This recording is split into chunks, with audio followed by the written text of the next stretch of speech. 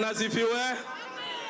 Vijana we, wamama we, Azimio, Azimio. Yaneta wa Dr. Kali na Nwozu Numeda Gedui na ni member wa professionals. Alama nomba ni eta vanga professionals ma ukamba wonze tungamete itina wao wa baba. Azimio, Azimio ni mukolia amwaito amwika tungame itina wao wa baba timunenge kula kenda wize kwithia strategy yake ya kula 10 nisiekata nisianea. Bwana asifiwe. Azimio. Thank you. Haya. Okay. Ndikwa zetwende neza bio. Ekani ndeto nini nikana nite Dr. Mutua na Charity Masaya mbele Mama Rainbow. Wameomba command session iron like a lion kutoka Ukambani kama kiongozi kutoka Kenya. Like a lion. Na nisema hapa studio bring it on. Naogopa. Tunajua yule anaweza kuendesha maendeleo kama hii akiingia kwa urais wa Kenya. Tunajua yule amepigania ugatuzi Kenya. Hii pesa mnaona hapa imefanya kazi hapa, msione kama imetoka mbinguni ikamwagwa chini. Tumeipigania sana na Profesa Kivutha Kibwana mkoa mmoja kupigania pesa ikuje kwa wananchi na ipitie kwa katiba. Na yule amepigania ugatuzi Kenya tunamjua ni mmoja tu. Wewe Profesa Kivutha Kibwana, Mheshimiwa Raila Amolo Odinga amepigania ugatuzi mpaka pesa tukapewa 15%. Sasa yeye anasema akiwa rais wa Kenya anataka kutuletea 35%. Sasa 15 na 35. Na mwingine ngojeni niseme.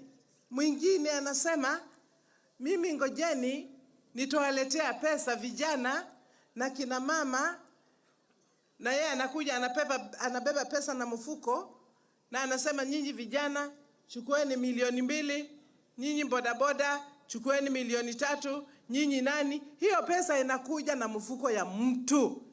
Itajenga kiwanda kama hii lini? Nataka kujua. Mtu akiwa haelewi na kitu inaitwa ugatuzi, mnaweza kumuweka kwa urais kweli ya Kenya?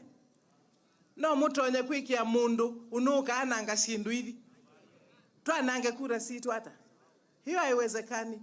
Kwa hivyo yangu ni kusema Mheshimiwa Kibwana, thank you very much for showing the way. Minister wa Agriculture, asante sana kwa kazi ile umefanya. Ati kiwanda kama hii ni 210,000,000 only. Na sasa kila farmer, kila mtu anafanya kazi yake kwa shamba, atalete ndengu yake hapa, maharagwe hapa, atalete kila kitu, inatoka, inatengenezwa, inakuwa cleaned, na yote inapelekwa sokoni, na hakuna mtu ataambiwa ati bei ni 30 shillings. Sasa bei ya ndengu hapa Makueni na hata Kitui tutatumia hii kiwanda, tutakuwa tukilete hapa. Kwa sababu hii ni ile inaitwa value addition. Tukifanya namna hiyo sisi tunaanza kwenda mbele. Mashamba maumeliu maetwe ba mongolo value ithambwe ilandu kwithika sauwe liwa ng'ombe ilanzo itwa wa India siendeu palabale no kuthikenya Ports Authority kipa Port Mombasa na hivi India siendeu paimondo kutwe na beza sito utongo yute andumena akili niwe watumie twitha twinja na kwa kitumichu nenda umukulia ithie tuiliba ulokombewa lugengu nena kwa nambo nena kwoko ulokwiwa nembe unena kilange nimombewa inywe yu ni mwisi miaka 10 tithitwe twinza ya serikali la nene. Governor Mukona wenyu Kibwana Governor Mutua na ivyonde kuinenewa kuya ndini ithi tunene aku counties na tuyetela twiso kila kikale kwa tose payi mundu witu pala mbesa sia Kenya iane awa yutukite ingi mwei wa nyanya kukuna kura ni mukwitikila twikale nza ingi kana mwenda tulike ndini mwenda tulike ndini ni mwenda tulike ndini tambo nina kwa tulike ndini surely andu mai ayaba na maisa ya ndini governor enza governor Mutuenza ninza ona Kalonzo onza na tuyue ambuko yija maiye muno komate uja na maje ingi indi andu maitu maithina netu likabala serikali endete ni mwisi balendete kana no muende na ukuli anili ni mwisi serikali ni Azimio ni mwisi serikali ni ya Raila Amolo Odinga neti umukwata kwoko nanyo na kwoko lo kwa tukwata Raila Amolo Odinga kwoko na muikatinda eba muyananga sana kuitina kwa tambo nyina kwoko very good payo ndonge kaine mutabye kwikalanza ni dhina na kila mundu twiwa ne bana tia ingi na sise batu imbe wangili taumala bandu katinda wetelo longe kutabyata enda omuiten ni Raila the fifth ni Raila the fifth ni Raila the fifth tumina cha thikitene nitete kilana. Thank you very much Waineza. Mwezi ndithenge ya mama ni mwema sana maende no ngwiwa ndivi nondo ndeteleka twinamba kwita Governor Alfred Mutua ningwenda mutuse na Kibungi mokeba na Kibungi na ningwenda also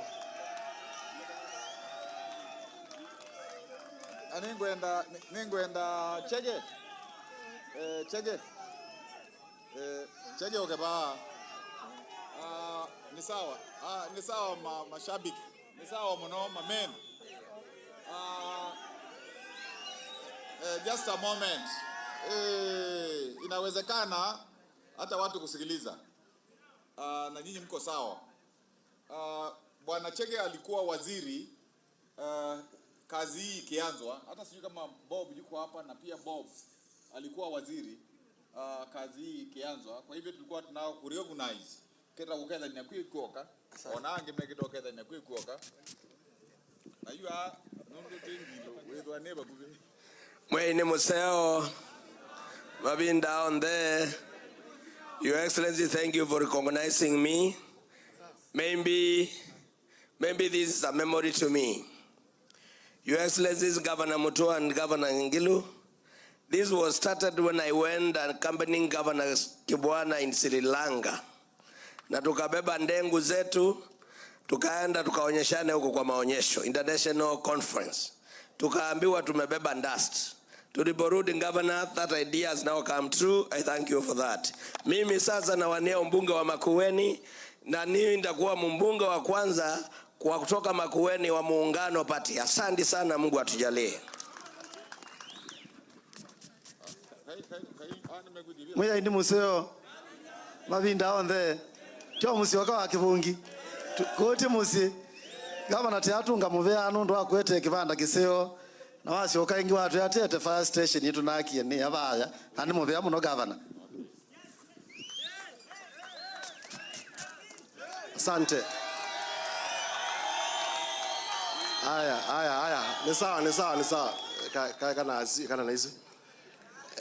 Governor Professor Kibwana, Governor Dr. Alfred Mutua, Governor Charity na ndongo ila siuki esi okamba na sia Kibwezi ma MCA maitu atongo ima Makindo na atongo ima Kibwezi West. Muya ini museo mabinda onde omutoka neza tukamana muya ini museo mabinda onde twinene akuya tyo mwizi masani maendete nondo tuiba sokoni tuthikikima na twithi mbumbuni na nondo masane manini ndine na nondo litone na inge kuya sokoni kila ki maana ni siasa ila twendo kuna siasa cia ubindu wata kuma twosa wiyathi yutu na bakume miaka 60 na mathina la twambie na mwebinda wiyathi bandu ba kuongeleka makitete kwendea na kuongeleka niwo kana tiwo ana kama itume bao mde akube on them pio ya somu na mathina mawea niwo kana tiwo ndi na nicho gitumi tu kwasia kana miradi teno neto na kumya mbaya mukamba thinani gitumi nondo mundu la imandengo na itho wani broker silingi 80 na tho wani broker kilo kimwe silingi 80 wathi umethia supermarket lobi wethia kilo chua tho silingi 80 kite wa silingi 300 yo broker niyo yakwata mbesa kana ni muhimi broker yakwata mbesa kana ni muhimi yidu wotu kwenda tubindwanye siasa withia tisia atongoi aiwa mutongo yanyu bokethia bandu basio nake mwene nthi aitiwo bakitone ni mungu ati andu makwa kwa utwenda tunene baya alo tuimwe andu makwa na yu maundu ama itoneka tuima kuna na serikali cia county sisioka kwa utwenda tukwatiane withie twakuna serikali ya county tende governor yu kuneta ba vile serikali la ya kitaifa kusovwa andu maito menthini kana ti wendi mwaka wa 2013 na mwaka wa 2017 inyo andu ala inge mweba mwakunia Raila kula niwo kana ti wendi andu ala inge meba mwakunia Raila niwo kana ti wendi na mwakuna tukomane abazo kwa mukambea nisikiata tukomane abazo kwa mukaze nisikiata na yu alamu asiane moya ya Raila ni mwombe thukizi andu makwa alamu asiane moya ya Raila yu measia Raila neke ata anengwe kana ti wendi yu ateo ndia ateo mundu utesi kumanya wethe wa Raila mwamukunia kula mwasiane wasinda na moyasiane sioyo na ala mwasiane moya nimo mekwasia yu Raila na anengwe pe mundu tene mundu lo kusumbika hello thank you very much asante ikwaru kunange mwengi magobi MCA waba nosu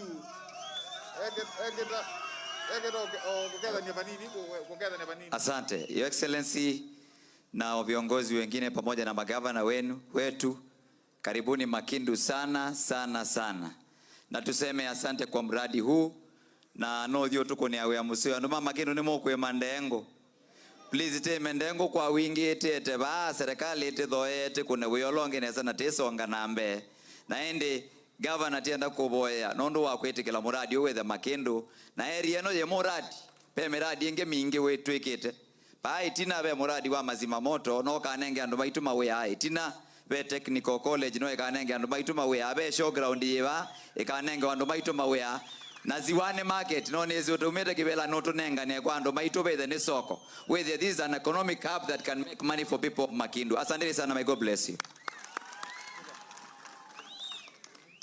No nezi musa wenda nene abandi zikana no kukwata mwana balabangi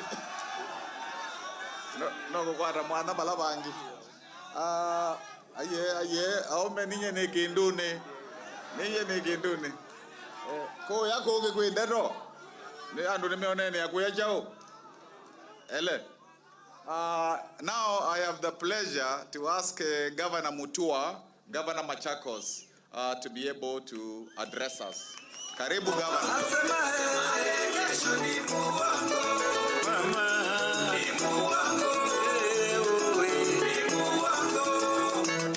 Tunasema Kenya mpya inawezekana. Leo ni leo. Na inawezekana. Leo ni leo. Kenya mpya inawezekana. Yes. Leo ni leo. Nchi ambayo kuna raha na ustawi. Haya. Bwana asifiwe. Mweni museo. Babinda onde. Anduma kwa Makueni muyaseo ingi. Na ingi. 2021 underpins some of the longer term trends that will frame our lives over the coming decades. Former Minister for Water is here with us. And is incoming Senator of Machakos under Maendeleo Chap. Nina point Itano chap. In 3 minutes. Point number 1, first of all, Professor Kibwana, asante for welcoming us here. I'm very proud to be here. You've shown very good leadership. Thank you very much, Charity Ngilu, Your Excellency, also for the words that you've spoken and the zeal that you've had. Wane na tamunduwisi wala Kenya yumit na wala Kenya yendet. Professor Kibwana, I want to congratulate you. I'm very proud. Neo mtuano wa maendeleo atio Kibwana huyo maendeleo. Nundu, this is what our people want. Ila naandika manifesto yako the president naise kana tenda every constituency with one factory ya 250 million. I was in the same ballpark. Mbona yuma 210. Because it is only through factories and umedumaro no kwata mawea. Tiga kengwe mundu. Tiyowe tukwate mawea. Nita no ye kwetha tutena mbesa mubuko tena kwetha mbesa mubuko. Congratulations for the work you've done and everything. Ona yini sikatibe no tele kwenda bindu yete ne kana magavana make kala miaka miongweleka na 25 makati atadho kumanesa. But you've done your work and we're very proud of you.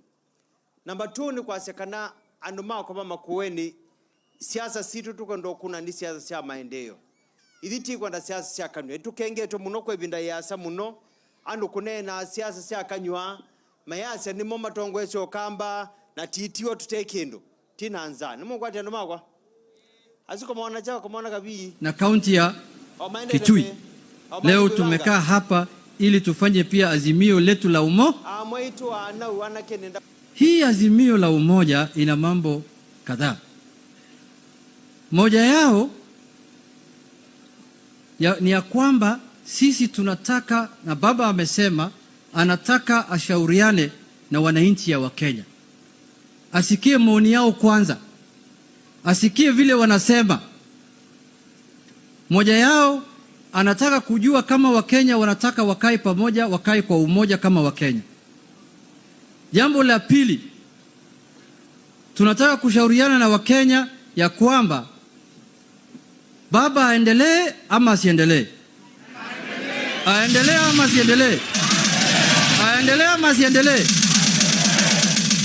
Baba anataka kusikia sauti ya Wakamba kama ataendelea ama ataendelea, kwa sababu yeye hataki kukimbia kama wale wengine wanatembea kama wachawi. Miaka 8 saa hii wanatembea tu, hakuna mtu ameeleza hao wasimame, hawajashauriana na wananchi ya Kenya, hawajauliza wa Kenya kama watasimama wamami. Unaona tu hao wanatembea tu kwa mabarabara wakitangaza vitu. Yeye amesema kabla hajatangaza kusimama lazima akae chini na Wakenya asikie maoni yao. Baada ya kujua maoni, baada ya hapa kuna azimio la umoja ambayo itafanyika katika kaunti ya Nyeri, ambayo itaunganisha kaunti 5 ya Central Kenya. Baada hiyo kuna mkutano ya azimio la umoja ya Nairobi County. Baada hiyo kuna kongamano kubwa ya azimio la umoja tarehe 9 mwezi wa 12 Disemba katika kongamano ya kubwa ya huko Nairobi, ambayo itakuja kuleta Wakenya wote pamoja. Sehemu ambayo ametembea yote kutoka Nakuru kuelekea Nyanza, Western, huko Eldoret, counties ambayo walikutana hapo, Turkana, Northern Kenya, Ukambani, Pwani, Masai. Iko sehemu amewacha nyuma kweli? Iko sehemu amewacha nyuma? Na yeye amesema hawezi kukuita mkutano ya kubwa huko ya kuazimio la umoja Nairobi bila kukutana na wananchi kutoka sehemu za Ukambani. Amesema lazima akutane na hawa kwanza ndio ataita hiyo mkutano, ndio itafanyika. Na mimi nimeshukuru nyinyi sana leo kwa kujitokeza kupitia viongozi yenu, vile mmejitokeza kwa wingi sana, ambaye inadhihirisha ya kwamba mnapenda umoja, amani na uzalendo ambaye baba anataka nchi yetu iendeshwe naye. Unajua nchi yetu ni nchi ambayo inastahili heshima. Kwa kumalizia, ni nchi ambayo inastahili heshima kwa sababu lazima uchukue maoni ya wananchi kabla hujafanya uamuzi yoyote. Hiyo ndio heshima kubwa ambayo unaweza fanyia Wakenya. The biggest tragedy now that has happened in our country for the last 8 years Miaka 8 sasa. Ile janga kubwa ambayo imefanyika katika nchi yetu ni moja. Tuko na naibu wa rais ambaye anatembea na mali ya Wakenya kama naibu wa rais, lakini hafanyi kazi ya naibu wa rais. Anatumia pesa ya Wakenya kwenda kutangatanga na kusema nimesimama rais, na Wakenya hawajaambia yasimame. Hakuna, nyinyi mliambia yasimame? Sasa hapa tukifanya uamuzi baba asisimame, sisi tutarudi kwa mkutano nyingine tuseme Wakamba wamesema hivi. Lakini hapa mmesema baba aendelee ama asiendelee? Aendelee ama asiendelee? Aendelee ama asiendelee? Kwa kumalizia, mimi nataka kushukuru nyinyi wote kwa kujitokeza. Tuko na mkutano kubwa pia rally hapa wote, na tuko na mkutano kubwa hapa Emali, na hii ni mkutano tu ya leo kushauriana na nyinyi kama viongozi ama wananchi wa upande hii. Baada sasa tutarudi hapa tena kuzungumza na nyinyi kwa urefu kuanzia Januari ili tukue pamoja. Baba maono yake ni moja tu. Anataka Wakenya wakue kitu kimoja. Anataka Wakenya wakue Kenya ambaye haina ukabila, haina ubaguzi ya kidini, kijinsia, kirangi chochote. Hiyo ndio maono yake. Hiyo ndio ile Kenya ambaye anataka awache nyuma. Sio Kenya hii ambaye watu wanagauliwa.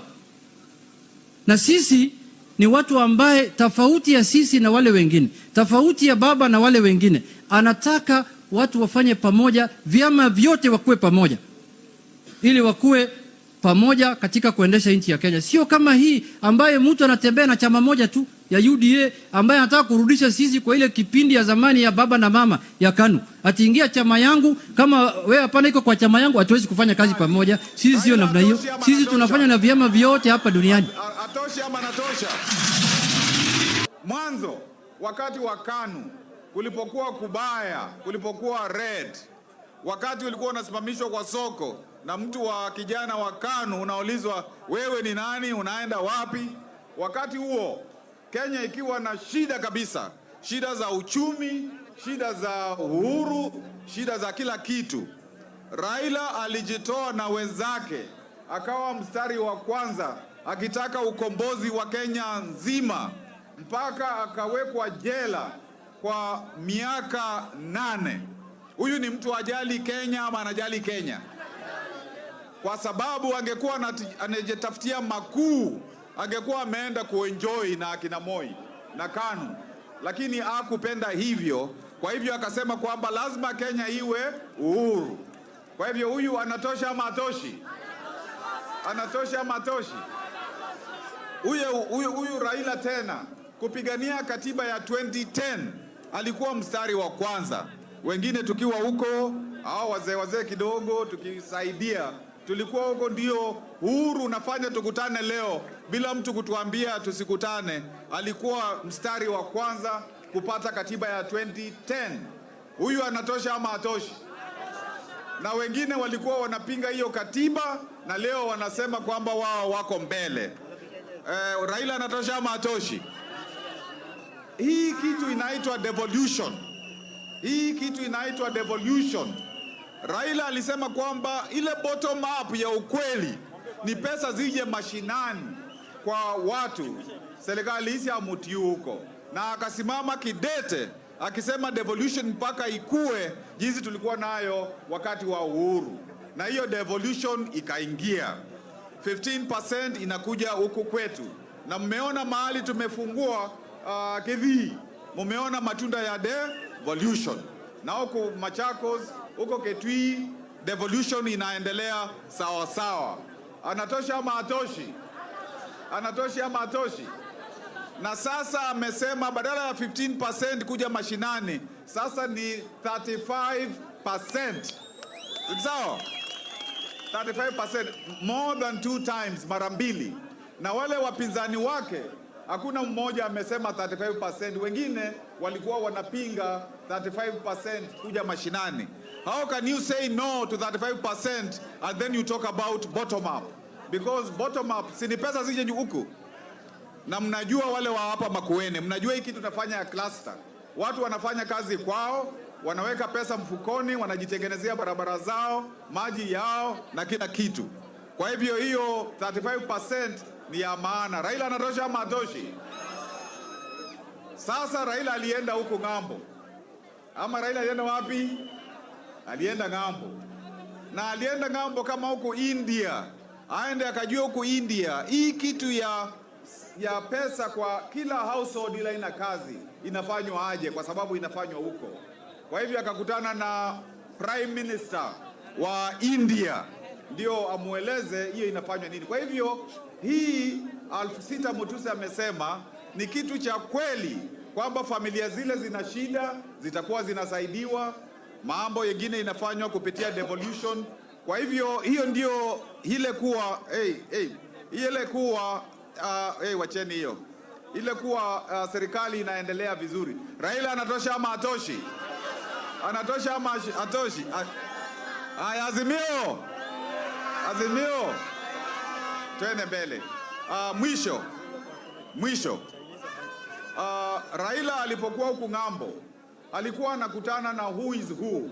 Akakutana na Prime Minister wa India, alikwenda mkutano mwingine wa Russia, kitu cha Russia kinazungumzwa, na yeye akiwa na mapresidents wa ulimwengu, kwa sababu wameanza kumkubali kama president kama wao na Prime Minister. Huku akaeleza Afrika, hata si Kenya peke yake, akasema Afrika ni nini kinatakikana, ikiwa ni barabara anataja kutoka hapa kwenda pale. Onekaisi agogo itwe mali ukia we mwene si Afrika, akisema barabara hii ikiwekwa lami kutoka hapa kwenda hapa na pale.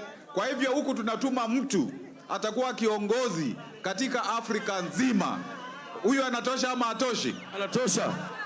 Kwa huyo ndo maitu wewe abe siana imwisi itu ite kwenda ulika Azimio chune mokwetekela wewe abe ando amwe metele tende zini tupesa ande zimetele te chao chune mokwetekela kwa inyomo alika Azimio na mwena governor sienu mondolongo kwenda ndekwezo muatia zene binda yako atia mwene mbe te mundu kwasiane we wathimbe na tutizimbe ziyo yake nimbe miao kana nimbe yebu yake kana nimbe ya masilai ma mwene ndi tisawa alama etikeluko abonia na kuoko. Aya na aziara Raila twaze Azimio. Raila the fifth kula sito chondo kemwe katika Azimio.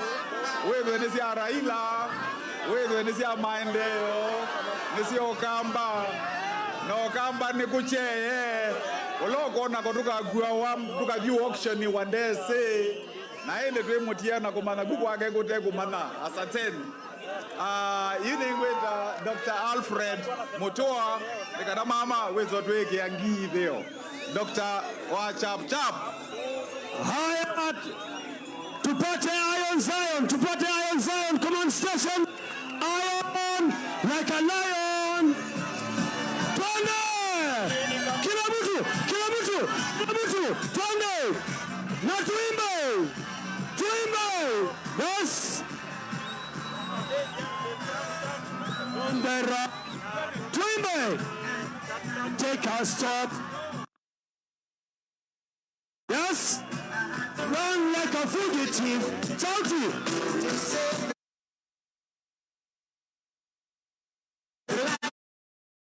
I need Sauti. I'm ready.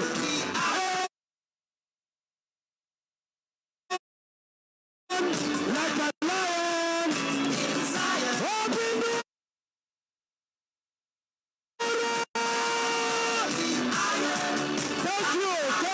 Thank you, Makinde. Bwana asifiwe. Mwe ni museo babinda onde. Naomba tusikizane. Nitaongea kwa uchache sana kwa sababu nataka kuambia ukweli wa mambo na kutoboa vitu ambazo pengine hamjui. Ndio mweze kufahamu. Mimi niko na point 10 na nitazisema upesi kichapchap. Point number 1. Nimeandika kwa sababu sitaki kuchanganyikiwa. Nataka tuwe pamoja. Kile unaona hapa magavana watatu wamesimama, this is the beginning of a revolution. This is the beginning of a new way of doing things in Ukambani and in Kenya. Kwa muda mrefu tumekuwa tukiambiwa tuende hivi tunaenda tu, turudi hivi tunarudi tu. Sasa imefikia wakati wa kusema ni kwa nini? What are we getting out of it? Je, sisi wewe kibinafsi utapata nini? Vijana wetu hawana kazi. Warembo wetu hapa wameniangalia na macho mazuri sana, hawana kazi, hawana pesa ya kulisha watoto. Wazee wetu wamechoka na barabara za vumbi. Akina mama wamechoka kubeba maji na mitungi kama mangoi. Tunataka tupate haki yetu hapa katika nchi yetu ya Kenya. Point number 2. Haki yetu haitapatikana tu kwa mdomo ama kwa stories. Haki yetu inapatikana kwa kufuata ile njia ambayo itatuletea maendeleo. Ninaisekana akamba nitanoye kukwata ambia ange maikamwa hivi na ito kama nibikie. Honge no kitie uhuru. Where we to kudikwita sana kuboya saasi onde ni haki yetu ni kwenda kuchukua. Na tutaenda kuchukua tukiwa tumeshikana sisi wote pamoja. Point number 3, nitoboe nisitoboe. Nitoboe nisitoboe. Sema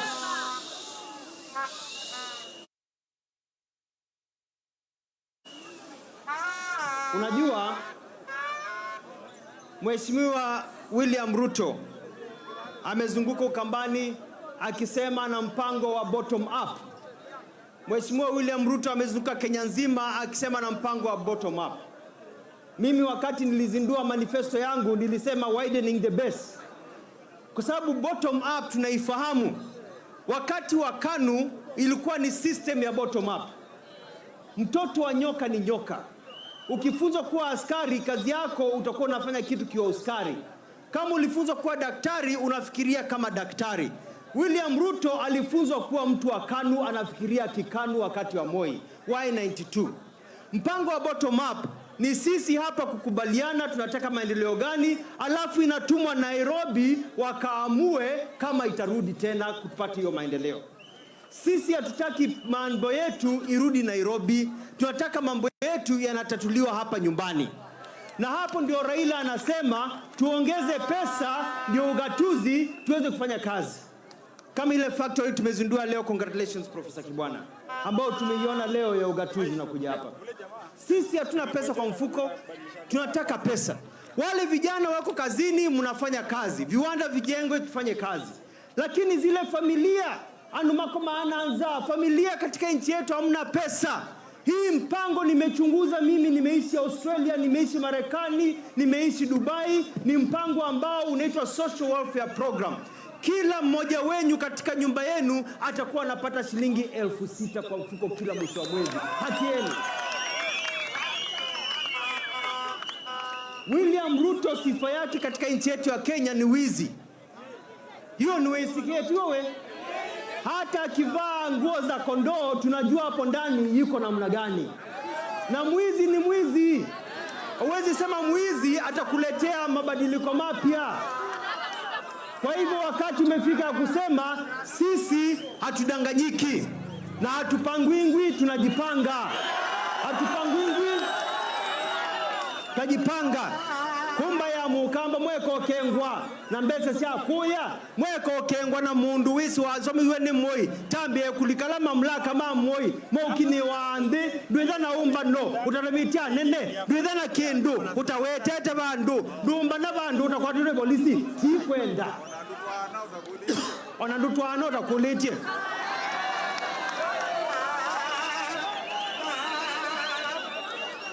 Number 5. Idi tienda kamba sindikalini. Tienda liu yanwa. Keki itilwa ngima yanwa. Tibau unaweza pata maji tafadhali. Idi ngima yanwa tibau. Nileto kwa chapisi no idi ukamba. Tigo na kukalanza. Tunataka kuwa ndani ya serikali. Na njia ya kuwa ndani ya serikali ni kuwa na hii mpango yetu ya Azimio ya kusonga mbele kabisa. Number 6.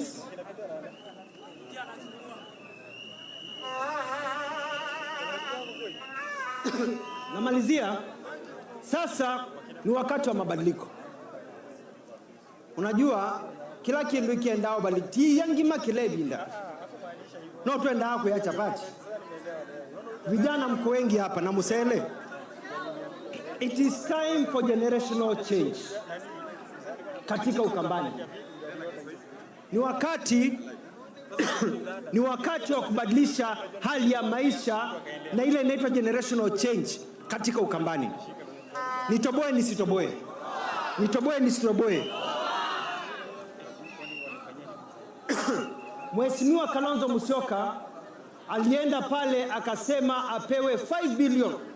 Alafu akarudisha akasema apewe 3 billion. Ati ndio ingia Azimio apeleke Kabila la Wakamba. Kwa sababu yeye anasema akisema Mukamba atulumende etulumande atokulia kuli. Na mbese isi ukunewa 3 billion. Tia tinu kumwete kila nombe kwa ate silingi ngili 3 kana ngili 5. Aye tumiawe mwene na familia yake. Nikana okele siekana wa mtuambe. Sisi sio watu wa kuuzwa. Wakati Kalonzo Musyoka ametuhudumia miaka mingi nasema asante. Lakini amepitwa na wakati. Sasa ni wakati mpya wa watu kama sisi ambao tuko hapa. Wakati alikuwa ndani ya serikali, nionyesheni barabara moja alijenga akiwa vice president katika Ukambani. Wakati Raila alikuwa prime minister, alijenga barabara kutoka Kisumu mpaka Bondo mahali amezaliwa. Hivi leo ukienda Sekuru hakuna barabara imeenda mahali Kalonzo amezaliwa, hakujenga. Ukiangalia kule Kisumu kumejengwa port, Victoria Basin program, kwa jengwa Aswan Dam na mengine. Kwa hivyo nataka kuambia Kalonzo Musyoka ya kwamba wakati wako umepitwa na wakati. Sasa ni wakati mpya, watu wetu, usidanganye. Nikimalizia nikusema hivi. Sisi magavana watatu tutawaonyesha mahali tunaenda. Mtatufuata? Mtatufuata? Hebu nionyeshane kwa kidole. Nionyeshane kwa kidole. Ni mtu hivi kiasi. Tunaonyesha mahali tunaenda. Tukiwa sisi wote, kwa inua mkono nione. Inua mkono. Na mwisho ni kusema hivi. Hapa kuna kijana anaitwa Mwingi Mutuse.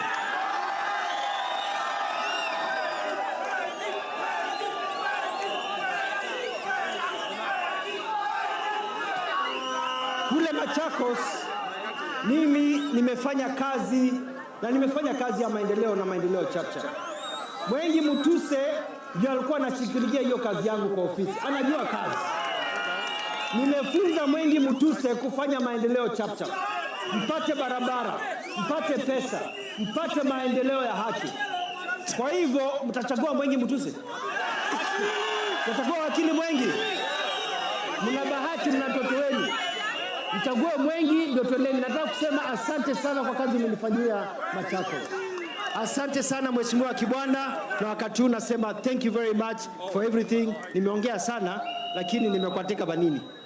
God bless you. Asante. Sawa. Dr. Mutua alikuwa anafundisha Sunday school na he was in the spirit. Sasa tumkaribishe Governor wa Kitui Charity Ngilu. Mama.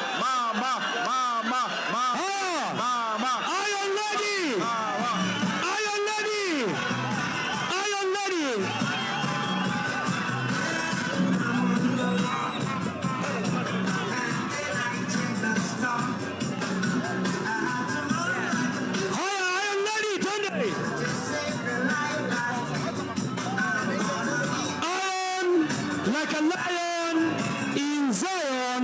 Makofi kwake. Thank you. Thank you.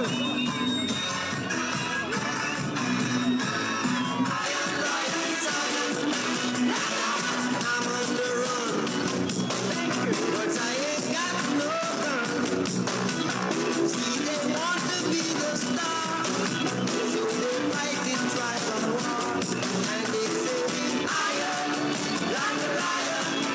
In Zion. 1, 2, 3, come at up. Wapinduru Lion Lady.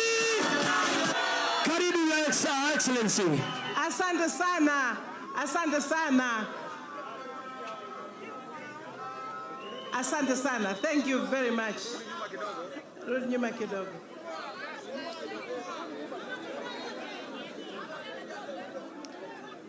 Watu wetu wa Makindu, marafiki, hamjambo? Hamutaa jambo, nisalimie na mkono, nisalimie, kila mtu anisalimie. Hata salamu za Kitui mmepokea. Niseme asante sana kwa kutoka kwa wingi ili tuongee, tujadiliane, tukubaliane ya kwamba we community ya Kamba, Kamba Nation, tumekaa nje ya serikali kuu kwa miaka mingi sana. Tumekaa miaka 10. Pali chakula huko juu kwa serikali ya Uhuru Muigai Kenyatta inatengenezwa ili ipelekewe watu.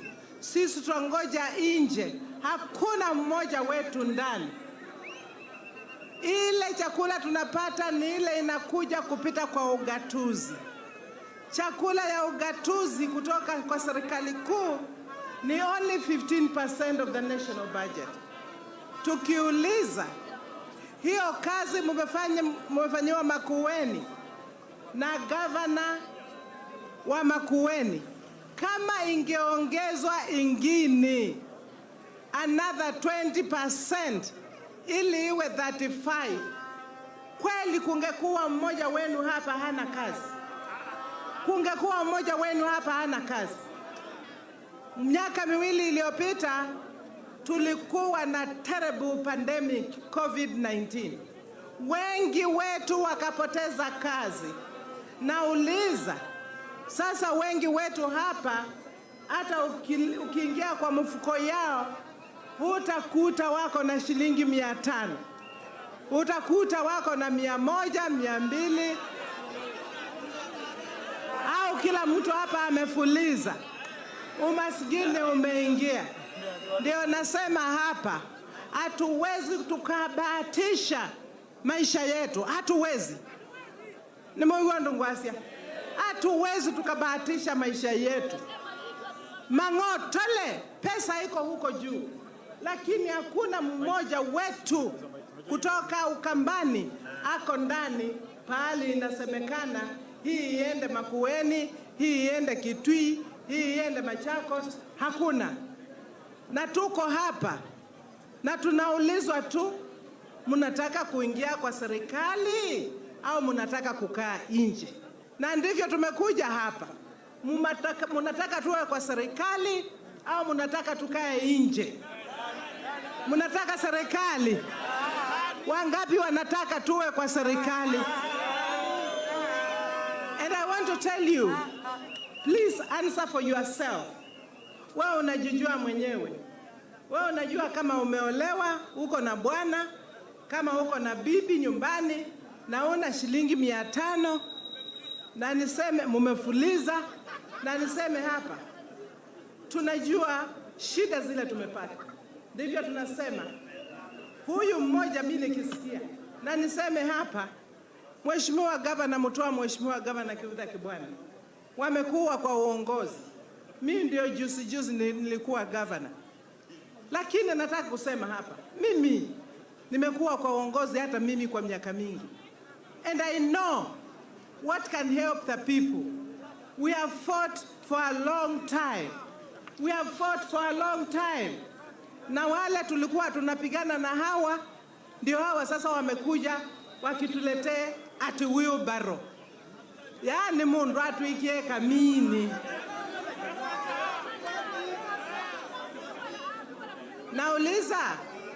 Nauliza, ukiwa unataka mtu wa kukufanyia kazi, ili nimalizie, mimi na nyinyi tulikuwa kwa uongozi wa Mheshimiwa Kibaki.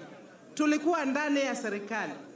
Mheshimiwa Kibaki akasema, na tulikuwa ndani, watoto wote wetu watapata elimu ya primary ya bure for free. Ilifanyika au ikifanyika? Now Raila Amolo Odinga alikuwa kwa hiyo serikali, na anasema kwa sababu ya hii COVID imetupiga, manyumba zetu iko mtu hawezi, yeye na bibi, yeye na bwana, au mama hana bwana, atakupatia kila mwezi 6,000 kila mwezi akuwekee kwa mfuko. Usine munduto nao batakura. Usine munduto nao batakura. Utapigia kura, mtu atakuinua akikupatia pesa kama ile inapewa wazee, au unapigia yule anakuletea wheelbarrow. Mwenda mbesa kana mwenda wheelbarrow. Mwenda mbesa kana mwenda wheelbarrow. Kwase ni mbesa nambo nina kwako. Kwase ni mbesa nambo nina kwako.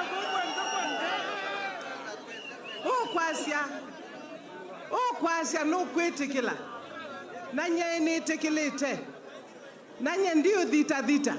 Ndiyo naye nangi dhita. Ula wisi tuyuma ba. Nukwitikila. Tuituka kunie Raila Amolo Odinga campaign. Abanye na kwako. Nyeleze na mkono. Kwa hivyo kila mtu hapa anasema ni Azimio. Mnasema ni Azimio. Kama mimi. Kwa hivyo twende kazi. Sasa twende soko. Sasa tumeenda soko. Onyesha na mkono tena kabisa, nionyesha na mkono. Asante sana. Mnataka tumuulize akuje Makindu. Raila Amolo Odinga akuje Makindu. Nikisema Azimio, nataka museme Raila Amolo Odinga. Azimio, Raila Amolo Odinga.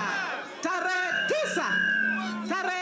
9 mwezi wa 8, Raila Amolo Odinga, State House. Asante sana. Asante. Ni sawa bai minda. Ndikwasa ni mwewengewa tuibojewa. Tunauliza watu wa picha waje pande hii, ndio wapige picha, ndio watu wale wamekuja wapewe heshima kwa kuwa wamekuja. Si sawa? Watu wa picha tafadhali haraka, wale wanataka kupiga picha waje pande hii, ndio Makindu ionekane. Nondo. Tumpate mzee ambaye anachunga mali ya environment, about sand na hizo vitu zote, mzee John Mwasa all the way from Biuni Mwala. Mzee John Mwasa all the way from Biuni Mwala. Na unaona ni mzee mkakamavu kabisa pale, anatembea na koti yake, ukimwangalia utafikiri ni Mulamba huko miaka ya kitambo tukiwa njoo hapa mbele. Anduma Mwala medha ameka sita tatu. Anduma Mwala medha ameka sita tatu. Kwa Mheshimiwa Prime Minister wa zamani na magavana wote mlio mahali hapa wakiongozwa na gavana Mutua, gavana wangu, na mwalimu Profesa Kibwana ambaye alikuwa mwalimu wangu, na viongozi wote kutoka Ukambani, hamjambo? Mwaseo. Mimi nataka kuongea mambo machache kwa sababu kulingana na sehemu na dunia ambayo nimetembea, yale mambo ambayo yanahitajika ni machache mno, lakini yaliyo na thamani. Jambo la kwanza, Ukambani ndio inatoa matunda mengi duniani. Na kama kungekuwa na viwanda ambavyo ni vya kutengeneza hayo matunda vizuri, yaongezwe value vizuri, na tuosea wale wengine hawatatuletea mitumba. Jambo lingine, sisi tunataka uongozi kama vile magavana wetu akiwemo kiongozi Daktari Mutua na Profesa Kibwana, Rainbow ambaye alikuwa komanda wangu wakati mmoja.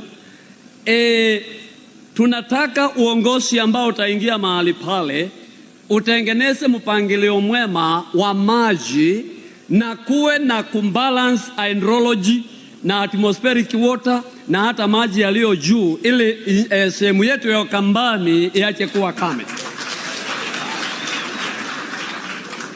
Jambo lingine ambalo tungependa tuelewe ni kwamba tukitoka sehemu ya Mbuyuni tukiingia mahali hapa, tumevuka mito mingi sana, na hiyo mito yote, barabara zote ambazo ziko sehemu hizi Sinahitaji ukarabati wa hali ya juu ili tuwe tunaweza kuchukua matunda yetu na mazao yetu na kupeleka mahali ambapo panahitajika. Wakati huu hatuhitaji siasa, tunahitaji uongozi. Mimi kama Mutua wa Mwasa kutoka Biuni Kadhama Ward, ninafurahia sana wakati ninaongea juu ya maendeleo ambayo tumeanza kuyapata tangu devolution ianze, kwa sababu Daktari Nganga wa Mutua amefanya kazi ya kupigiwa mfano. Tungependa yule ataenda pale juu, kwa sababu tunajua tangu handshake ifanyike nchi yetu imekuwa na amani na tunataka amani. Mimi ninatoa mwito mmoja. Wewe kama unatoka sehemu gani ya dunia na unaenda mahali, hakikisha hakuna urujaji wa mawe, hakuna matusi, hakuna kudharauliana, heshima. Tuko na viongozi wamesoma, tuko na viongozi wanaohitaji kuendeleza taifa mbele. Kwa hivyo tuwe na amani, na Mungu awabariki, na muhakikishe ya kwamba yale maneno yote ambayo yamenenwa hapa sio kunenwa tu, mbali yatendeke wazi mchana. Thank you. Asante sana. Asante sana. Your Excellency, Biuni Kadhama is also the land of the late Emeritus Bishop Ndingi Mwana Anziki, na hiyo ni nchi nzuri sana.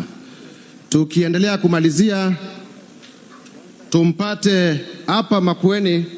Tumeelezwa kwamba kuna serikali ile ambayo inaongozwa na Profesa Kibwana. Okay. Naambiwa sura yangu inatakikana kuonekana. Yes. So we are honored to share the title with you here in Makueni.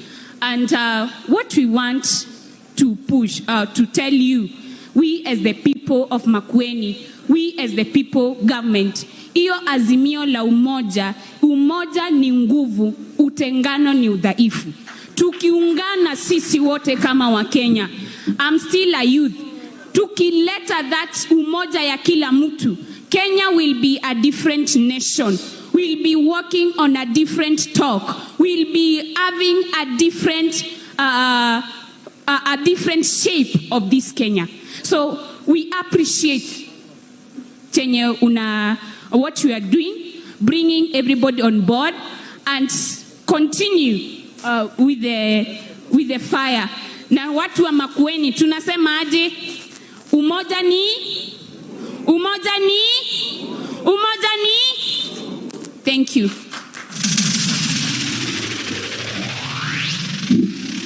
Haya, People's Presidency anaongeanga namna hiyo, na unajua hiyo ni kumaanisha, unajua the first woman presidential candidate in this country came from this community.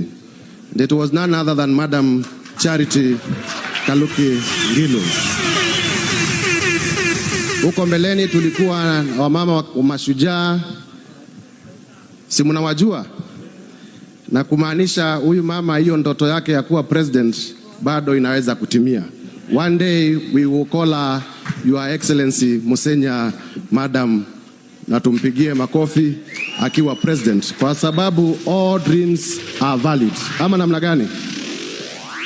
Your Excellency, with your permission, we want to recognize all the former MCAs, sababu wamekuja kutoka kila mahali, na tulikubaliana on their behalf, the former Deputy Speaker of Makueni County, Bernard Mudhoka Musau, will say a word on their behalf, because they are also with us, and they are representing the category of political leaders.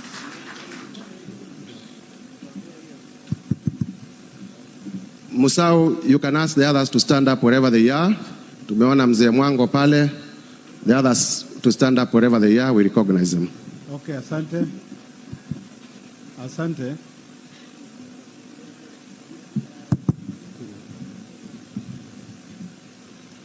Okay, asante sana kwa hiyo nafasi. To the Prime Minister, Raila Amolo Odinga, the three governors, nataka nichukue hii nafasi niwaulize the former MCS wasimame ndio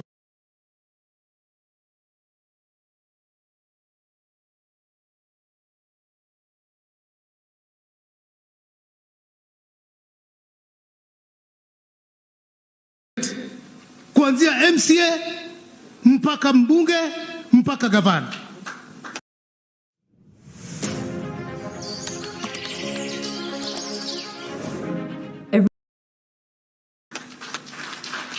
Na nilikuwa ninamwambia baba tukae chonjo, kuna maharamia hapa watatuibia.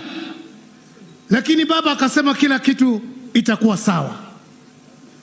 Cha kunihuzunisha ni kwamba maharamia wale sasa hivi wanakuja na mlango wa nyuma. Wanasema sisi tupewe wheelbarrow tubebe takataka. Mko tayari? Wakamba mko tayari? Wangapi wanakataa? Wangapi wanasema ni baba? Mikono ya baba juu. Asanteni ngaye mwadi. Asante sana Mheshimiwa Ken Chonga. Kwa kumalizia wabunge, nilisema tunaanza na wale wako na umri ndogo tukienda juu. Sasa tumebaki na wazee wawili. Tuko na mheshimiwa ambaye anatoka huko Western Kenya, pale anaitwa Budalangi, na jina yake ni Rafael Sauti Bita Wanjala. Hiyo ndio jina yake maine. Bita. Yes. Mbunge wa Budalangi. Yes. Tusalimiane kwa hewa. Bwana Yesu asifiwe. Asifiwe tena. Asante sana Mheshimiwa Junet for your introduction. All protocol observed. Wananchi watukufu, vile umeambiwa, sisi wengine tumekula unga kidogo. Na mimi kura yangu ya kwanza ilipigiwa mwaka wa 1997. 1997 hatukukuwa na TV nyingi, ilikuwa KBC. Lakini leo tuko na K24, tuko na KTN, tuko na KTN News, tuko na NTV na nyingine nyingi hata za kabila. Tuko na FM stations zimejaa, and every evening saa 1 na saa 3 ya usiku, all of us in the whole country, we watch and we listen. Wacha niwaulize ndugu zangu na dada zangu Wakamba, kweli kama wewe ni mtu una zako, yani mpaka saa iko mtu ajui that the race is between two people? Iko mtu ajui? Si tunajua the race is between Mheshimiwa Prime Minister Raila Amolo Odinga na Mheshimiwa Deputy President Mwizi Ruto. Si kila mtu anajua? Si ni wakati wa kuamua sasa, wewe unataka mwizi ama unataka mtu atakufanyia kazi? Si ni hivyo tu? Si ndio? Si tumekubaliana? Kila mtu aseme Raila 2022 anachukua, anaweka. Asante sana. Asante sana mheshimiwa. Haya, anayefuata ni Mheshimiwa Kamanda, mzee wa kazi kutoka Nairobi County.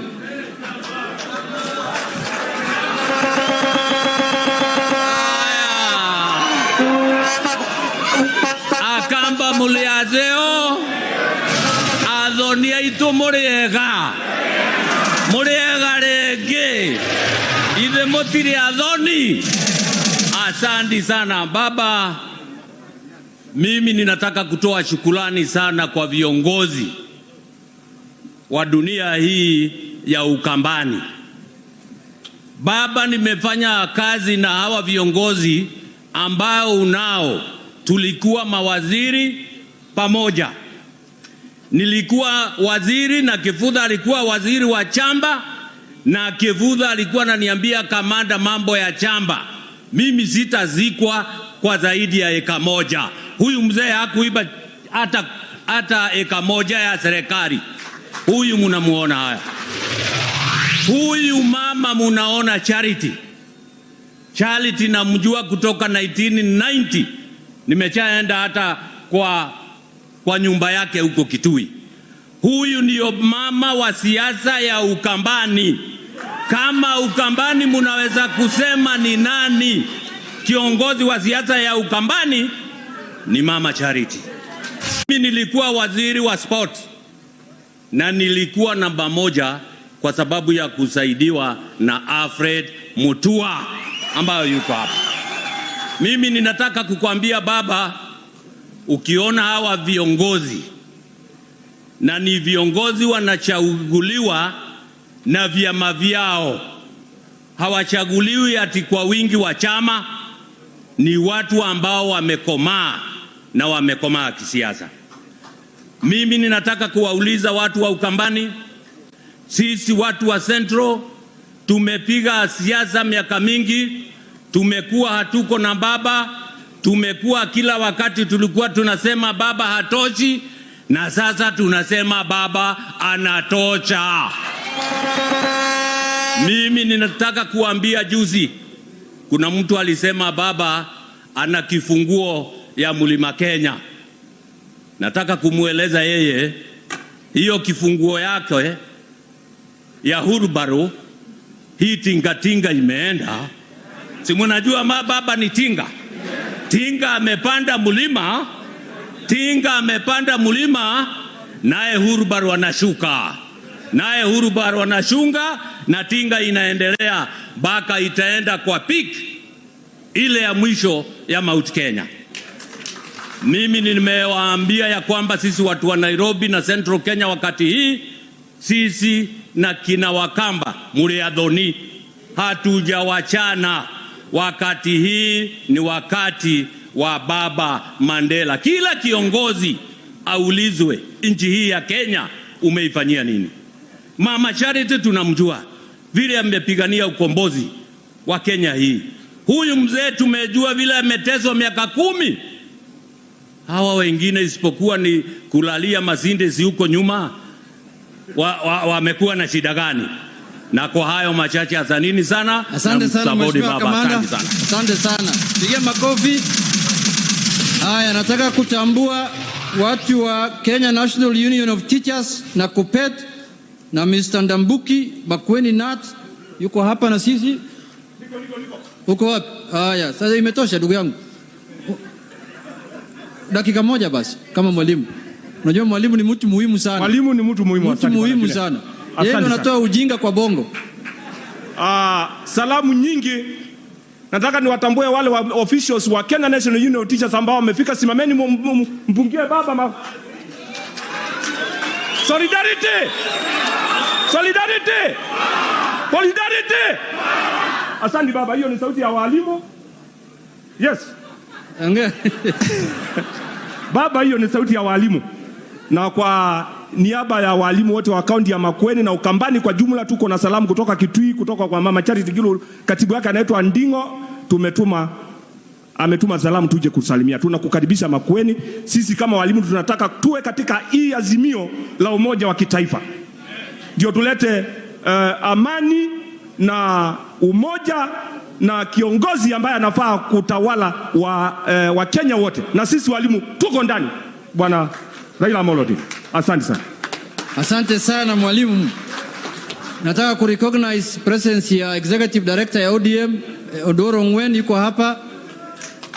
Tuko hapa na rafiki yangu Chairman Professionals, Chairman Ngumbau yuko hapa. Chairman, simama juu watu wakuone. Yeye ndio chairman yetu hata huko Nairobi. Sio chairman hapa peke yake Ukambani. Mimi naita chairman hata tukiwa Nairobi. Sasa nataka kualika Secretary General ya chama ya ODM dakika moja, Mheshimiwa Sifuna. Karibu sana.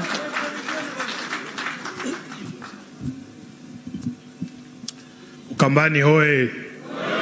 Mimi ndio Sifuna. Nataka muniangalie vizuri. Najua labda mmeambiwa Sifuna ako na pembe na mkia. Mheshimiwa Junet, nataka niwatambue vijana wawili tu.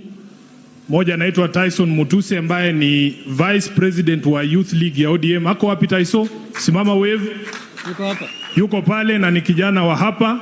Na mzee Peter Mutulu ambaye ndio former chairman wa ODM kule Makueni, Machakos. Wako hapa. Kwa dakika moja ambayo umenipa, pia kuna MCAs kutoka Nairobi. Just stand up, Bwana Ochola and the rest, just wave. I want to be very quick in my submissions. Kwanza nataka nichukue fursa hii kwa niaba ya chama kizima cha ODM.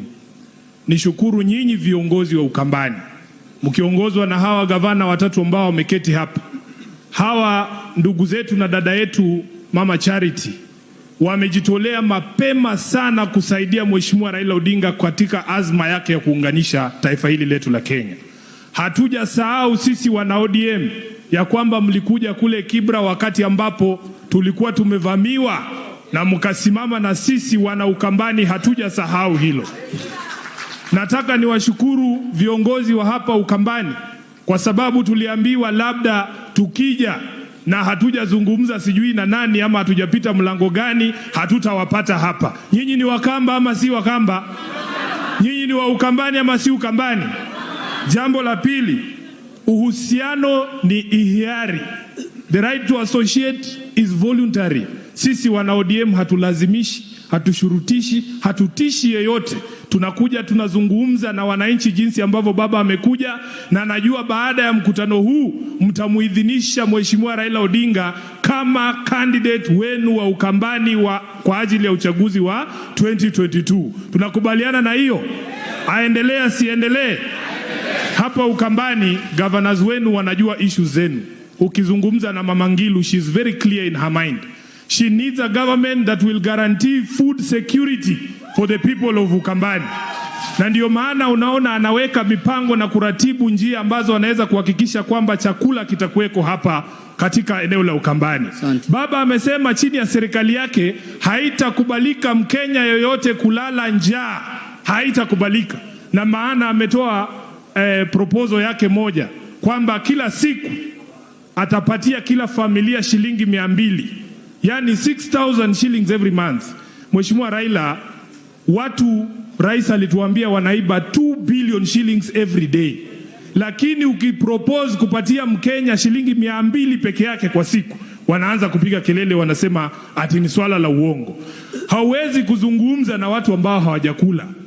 Hawezi kuja kutuambia mambo ya economic recovery na watu ambao wako njaa. Baba, kitu ya kwanza hakikisha katika mpango huo wako hakuna Mkenya hata yeyote ambaye analala njaa. Jambo la mwisho, sisi vijana wengine wamekuja juzi wanatuambia ati kazi ni kazi. Mimi leo niko hapa kuambia kazi si kazi.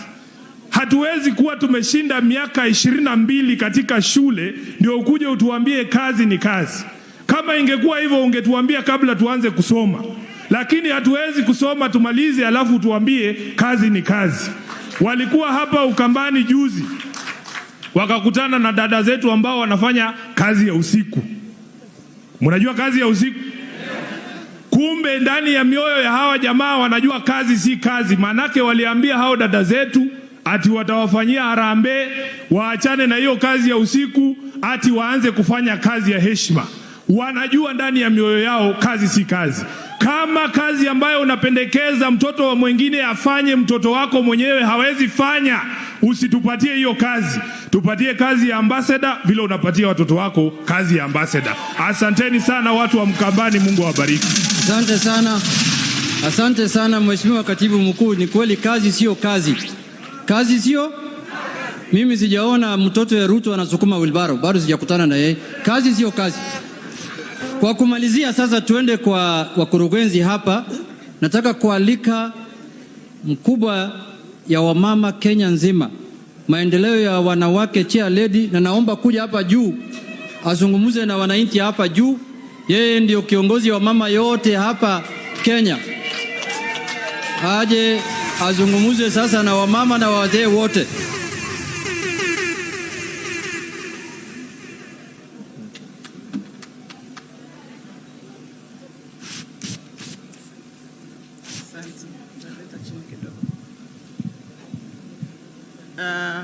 Our former Prime Minister, our governors from the 3 counties, our 2 Friends governors, my brother Ogoy and Kinyajui, Deputy Governor, no protocols, eh? But let me just greet them. Mama Gadoni is my sister, Baba Kohapa, na my brother there. Your Excellency, the colors I wear are Jubilee colors. And I think the only other person with red is Mheshimiwa Maina Kamanda. We are here to say, wana Jubilee wako hapo muko. Your Excellency, when you did the handshake, nobody was happier than Jubilee people. I had gone around the country with Her Excellency, hatukuweza kushare platform na nyinyi. Sisi tulikuwa upande hii, tukifika mnatunasa, tunaenda upande ile. Wana maendeleo mko wale mko hapa? Ebu niweni mikono niwaone na mbele yako hapo. Asanteni sana. In a very short thing, Your Excellency, I want to say, I want us to talk biashara. I have been a businesswoman and tulisikia wamama wakiambiwa watatengenezewa SACCOS in the new government. SACCOS ilianzishwa na Rais Kenyatta, founding father in the 70s. I worked in the Ministry of Cooperatives, working for Commissioner alikuwa anaitwa Alfred Birrigen from 1977 to 1983 when I decided to do business. Your Excellency, tulikuwa na biashara ya handicrafts Ukambani huu. Ibetini mwatuma asiondo. Ibetini mwatesa asiondo. We used to export baskets. Baskets used to sell in Bloomingdale's in New York at $45. When I was doing baskets, Mama Ngilo hapa alikuwa na Bakari Machakos. I met her in 1980. Ngetu masiondo na gai watesa mikateni kwetu amanene ye. So Your Excellency, we want our children to work smart. We do not want people to work hard. We want our children to work hard, not to work smart. What we have seen is this business of tenders, mpaka watoto wameacha kufikiria. Mtoto tunataka anze apate 10,000, apate aende 50,000, aende 100,000, ndio anjue kuchunga pesa. Hapo ndio sisi tulianza. Hii maneno ya kwenda unatoka na uko na bilioni 1 na injulikani ilipatikana wapi, we are grooming traffickers in our homes. Your Excellency, we want to have homes of integrity. As maendeleo, Your Excellency, we gave President Kenyatta, and I am here to say, the 4 big agenda has been articulated from infrastructure to Kinambio Zero by Rais Kenyatta, almost 100%. Kwa hivyo tukiambiwa kazi haijafanyika, hii maneno ya bottom up, tukitengeneza Jubilee Maina Kamanda, you are here, you are my witness. Around 2016, kama ingekuwa ni kitu ya maana, tungezungumzia siku hiyo. Kama tukuzungumzia 2016, hii tunasikia sasa ni story. We want to go with what we agreed as a party, and our party leader stands with you. Your Excellency, tuko na mradi ya maji. Mama Ngilo has promised to put 5 million for wamama wa Kitui. Ibetizi ya Kitui ni mwegwa. Chadi nubo mwegi ya milioni 5 matangi baki hivyo. We are partnering with Equity Bank, Your Excellency. And women are getting soft loans, kununua matanki ya maji, they are being taught literacy, they can buy many other things to do business. So what are we saying, sir? We are looking forward to a government. Kwa sababu sisi maendeleo, I am standing on almost 4 million votes. Itakuja kwako ya wamama, sir. We shall deliver you that vote. In return, Your Excellency, we want to be given a budget as women. Idine tu kwenda serikali tunenge budget. Tuikie batangi baki wukila musi ibetini mwatikila na netu kwenda industries. What Mama Ngilo has done with the Kikotech, we want many industries. Your Excellency, don't be cheated. Ukambani iko na shinda ya maji. So I have to be candid with you because I'm a woman and I know what it is to ferry water. We need a serious plan. Even as you work on Thwake Dam, we need a serious plan so that kila nyumba ina harvest maji, hii maji ya Mungu ya mvua. At least a 10,000 liter tank ama 5,000. Governor seated here, munaweza kusapoti wa mama wetu. Kama water tank ni 67,000, useme kila mama nitamlipia 7,000. Si munaweza kufanya hivyo? And then we go on a loan of 60,000. Your Excellency, with those few remarks, mine is to assure you, sisi mimi nilikuwa kiwanjani nikipigana na wewe 2017. Charity would call me. Mwegali ya enewe we Kakamega. Mwegali newe we Bugoma neta wa mwegali. And we got votes. But your humility, your maturity, Your Excellency, there is God's timing. It has come. Timing of God has come for you. We have worked with Mama Ida in the women movement and the charity here. And when I meet you, I always say, how is Mama Ida? Na bado nitakutuma salamu. And because the 47 seats inakaliwa na wamama, ilitafutwa na huyu Mama Ngilo na Martha Karua. Inaivasha. Waliingia ile mkutano na kina Mutula Kilonzo, kukawa hakuna viti. Hawa wamama na sisi tunawangoja Nairobi. Sinje tulikuwa naye. Martha, your wife was there with us. Charity na Martha Karua wakatoka nje, wakasema lazima tupate viti ya wamama. Asante sana. Wakatoka nje tukapata 47 seats. Wale wamama mko hapa kwa 47 seats. Watoto wetu siku hizi wanazaa na miaka 13. Wanakuwa grandmother na miaka 26, 36. Sauti yenu iko wapi? We cannot afford as a nation wamama wanazaa na miaka 13. Huyu ni mtoto, hata mwili haujaform. 13 years, 10 years. Huyu msichana ni grandmother na miaka 30. Your Excellency, we want Maendeleo to go on a serious program of family values, and it has been brought in Ghana. I saw a bill with the president, so that in your government, tunataka family values ifuatwe. And because you fought for this country, devolution is because of you. And by the way, you had my older brother called Mustafa Musiemi in this journey. So we will be asking you to let us give you our memorandum as Maendeleo, na nilikuomba barua nimepatia Charity Ngilo. We meet you as women, Tupige makofi, Chair Lady, and Kenyan women. And with that, Your Excellency, thank you so much. May the good Lord bless you. And Governor Wenu is our honorary member of Maendeleo ya Wanawake. He did our constitution. So Your Excellency, founding father was our governor. President Moi was our member. President Moi was our member. President Kibaki was our member. Rais Kenyatta is our member. Sir, I welcome you to be our member. Asante. Asante sana, amemaliza. Asante sana. Mpige makofi tena. Asante sana Chair Lady, Maendeleo Wanawake. Sasa kufikia hapa, nataka kualika Deputy Governor wa Machakos aje aalike wakurugenzi hapa na aendelee na ratiba mpaka kwa baba. Asanteni sana.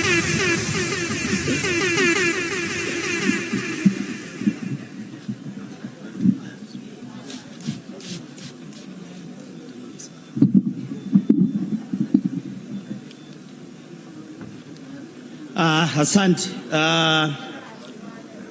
Prime Minister Bwana Raila Amolo Odinga ambaye ndio rais ataingia Kenya 2022. Your Excellencies, the governors of the 3 counties of Ukambani, Your Excellencies, the governors from the other counties, the county of Kisii and the county of Nakuru,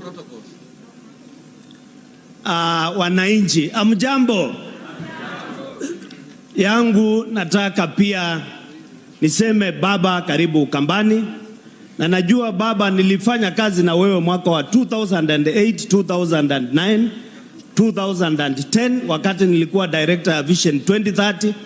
Na najua wakati mwingi ambao tulikuwa tunakutana, baba, ulikuwa unasema kitu ambao itapeleka Kenya mbele ni mabarabara.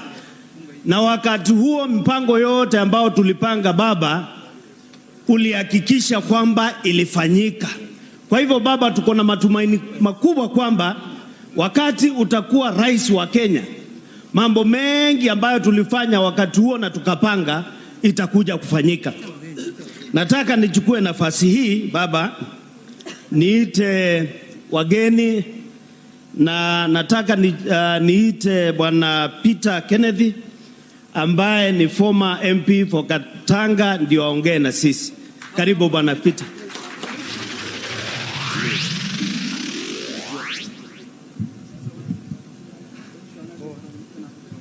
Mheshimiwa Raila Amolo Odinga, viongozi wote, mabibi na mabwana, hamjambo. Baito moyaseo enge. Nilikuwa mheshimiwa wa Gatanga, na mnajua Gatanga pande moja ni Wakamba na pande ingine ni Wadhoniwa wenu. Mimi sina mengi, na nataka kusema machache sana. Kwanza ni washukuru magavana wote wa Ukambani kwa kutembea hii safari na mheshimiwa Raila Odinga. Ya pili ni washukuru watu wa Ukambani, manake mmekaa na huyu mzee, mkakaa naye 2013, mmekaa naye 2017, na mimi najua muko damu 2022 mtakuwa na yeye. Ya tatu, niwaambie hivi, katika safari ambayo alitembea hizo miaka miwili, hizo uchaguzi mbili, watu wa mlima walikuwa kando nyingine, lakini wakati huu raundi hii tinga inapanda mlima.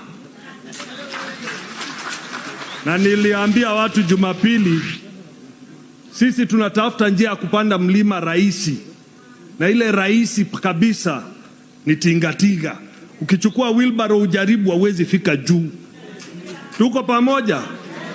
Ya tatu, hii nchi inataka kiongozi ambaye ana unyenyekevu, kiongozi ambaye hajipigi kifua, kiongozi ambaye ako na maono, kiongozi ambaye atasawawisha nchi ili nchi isonge ikiwa pamoja. Na wakati Mheshimiwa Raila anazungumza juu ya Azimio, hiyo ndio anataka. Na mimi nasema hata wale wengine ambao hawako hapa, muambie mzee amefungulia watu wote ukurasa, wakitaka kuingia tujenge taifa pamoja, waingie. Mchunge viongozi ambao wanajipiga vifua. Ya mwisho kabisa, na hii namwambia Mheshimiwa Raila, tumetembea angani tukija leo. Hii sehemu ya Ukambani is a beautiful country. The people are beautiful. This can be the food basket of our country. When you become the 5th President of the Republic, because you will be, have a Marshall Plan for water for Ukambani. Asanteni. Asante sana Mheshimiwa Peter Kenneth, na sasa nataka nichukue nafasi hii nimuite Gavana Ongwae kutoka Kisii. Asante Gavana, pengine kidogo tuite SK Mashari. Asante.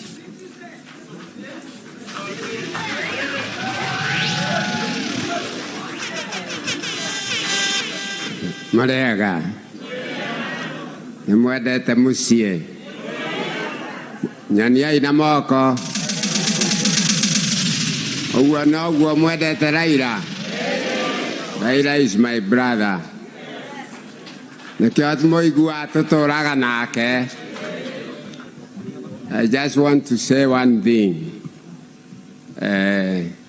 Ndabereirie politics yako na gusupport ithe Oginga Odinga niwe wandigeire Raila, nikio itamutigaga na thutha, na ndoe Oginga Odinga niwe wahetwo thirikari ya Kenya akimerega akiuga kinya Kenyatta oume. Ithe mutioyo oguo na Raila hedenge twahorwo muno ni Moi, twaingata Moi na twari na Kivutha Kibwana akiuga Kibaki tosha neguo. Koguo ri this time ndirenda kumwira undu umwe, handshake ya Raila na Uhuru, mundu uria tugucokeria ngatho muno ni Uhuru. Neguthie gucaria muthuri uyu riria bũrũri wagayanĩte makaucokia hamwe, niwe retwo Azimio, one country. Njoke ndĩkie na kuga my brother, athuri aya na atumia Ngiro, Kivutha Kibwana, Mutua, aya nĩ andũ twaragia nao regularly, and they support you. Ona aigua makiuga mena pati ciao na nĩ mekate thutha-inĩ brain ciao cie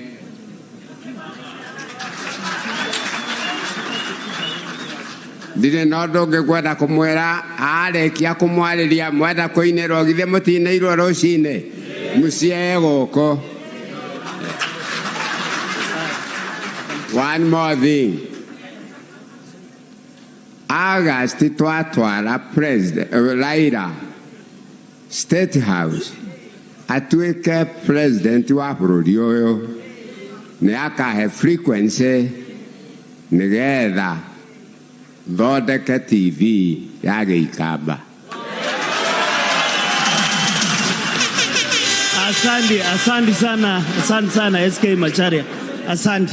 Na sasa nataka nimuite gavana wa Makueni ili achukue nafasi hii kualika magavana wengine. Karibu gavana Profesa Kivutha Kibwana.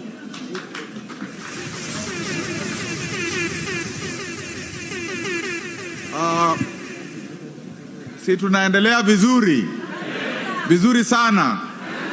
Bila kuharibu wakati, sasa ninaomba kumuita gavana rafiki wetu, Vice Chair wa COG na gavana wa Kisii Bwana Ongwae. Karibu.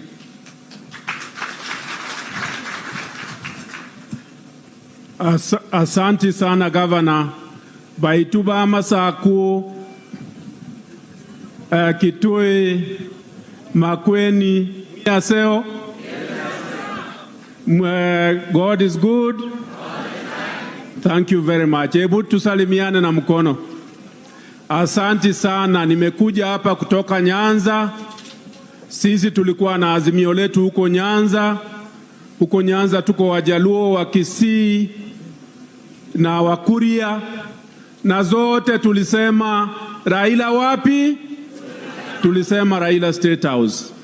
Vile nimekuja hapa, nilikuwa hapa juzi, nilikuwa hapa Wednesday, kwa maana tutakuwa na devolution conference, na mimi ndio chair wa hiyo conference. Tulikuwa na ndugu yangu hapa governor wa Makueni, na wakati tumekuja hapa, ule ambaye ameleta devolution hapa kwetu Kenya ni Raila Amolo Odinga. Hii mambo ya development kutoka huko chini imeletwa na Raila Amolo Odinga.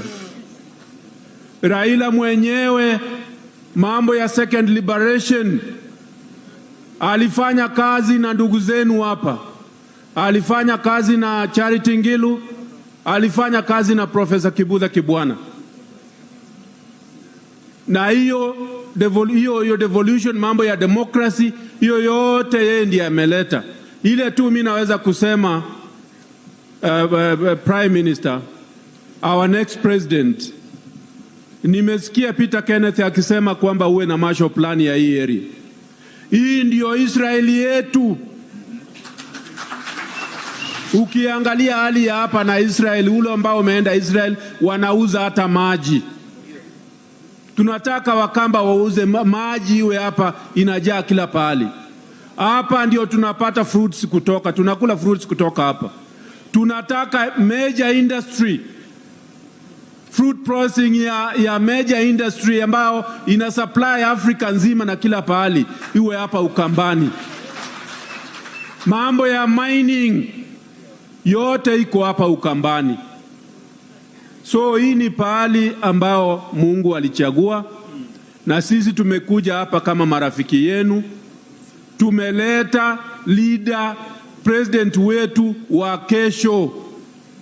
Yote inawezekana. Inawezekana na nani? Asante sana ndugu zangu. Thank you very much. Asante sana Governor Kisii. Sasa naomba Governor Lee Kinyanjui, rafiki pia wa Nakuru, uzungumze na sisi. Utuambie habari ya Nakuru City. Asante. Thank you, Governor Makueni, Professor Kibwana, our guest today, Prime Minister Raila Amolo Odinga, my fellow governors, Nando Ukambani. Moyaseo yenge. Asante. Tumekuja hapa siku ya leo kushirikiana na baba katika kuleta hii mambo ya azimio hapa Ukambani. Na mimi ni mshukuru kwa sababu tangu miezi miwili ambayo imekwisha, aliweza kuja Nakuru na tukajumuika na viongozi wengine katika kuanzisha mambo yetu ya hii Azimio. Na tangu tulete Azimio, nimeona hata siasa za chuki zimeanza kuzimika. Siasa za matusi zimeanza nini? Kwa hivyo hii mambo ya kuleta Wakenya pamoja waweze kushirikiana ni jambo, hata katika our national anthem it anticipates a united people, a people who are together. So we are here to celebrate one nation, one country where we can all sit together. Ya kwanza pia mnikubalie ni celebrate some of the great leaders who have also come from this Ukambani area. Your governors here are some of the best we have produced in the whole country. Nyinyi mnajua hata katika our Council of Governors, we have paid many visits of benchmarking to Makueni, because this is a home. The many things you have done here, the community initiatives ambaye professor amefanya ni initiatives ambazo zimeweza hata sisi katika other counties we have also benefited a lot. So we're here to celebrate Professor, one of our great constitutional lawyers, and as a nation we celebrate him. Madam Charity, mnakumbuka kabisa, mimi 1997 as a student in the university, nilikuwa nimenoki na mama. Correct? We all voted for you, correct? You are the first woman to stand up. And not just to say that women count, but to stand and be counted. So we celebrate you for being a role model for our young girls, then and even now, and also for standing true. Our brother here from Machakos, we also celebrate you. You have stood the test of time from when you're in government and up to now. And I think this is really what we want. And I want to tell you, leaders are very important. There are people who come and finish your leadership, and when they finish your leadership, when things go wrong, there will be nobody to speak for you. Even us in Central Kenya and other parts where Jubilee is there, we have seen an attempt to try and demonize what President Uhuru Kenyatta has done. And a few people who do not understand politics are following that route. But we know after they succeed in that and things go wrong, there will be nobody to speak for us. So we are there for the president. The good things he has done, including the handshake, we stand with him. Correct? Hakuna binadamu anaweza fanya ama kutimiza mambo yote ambayo iko katika shida za dunia. But as a president, the things he has done, including bringing Kenyans together, doing what has never been done before. Mimi nimesema hapo awali, sijawahi kaa mahali ati nikasema nitapigia Raila kura. But now it is happening. Correct? And I am one among more than 3 million Kenyans who have never voted for him, but will be voting this time round. So the president's decision to leave a united country precedes anything else. Because without unity, we go nowhere. So I also want to celebrate other great Kenyans who have come from this land of Ukambani. We had Ndingi Mwana Anzeki. During the second liberation, when nobody could speak against the ills, when we had ethnic problems and people lost their lives in Rift Valley, the only voice that could stand in the pulpit and talk against those ills was Archbishop Ndingi Mwana Anzeki. We celebrate him for the great work. In history, we also read about great Kenyans like Mwindi, who stood up against the colonialists who were forcing the stocking within this region, and he was put to detention.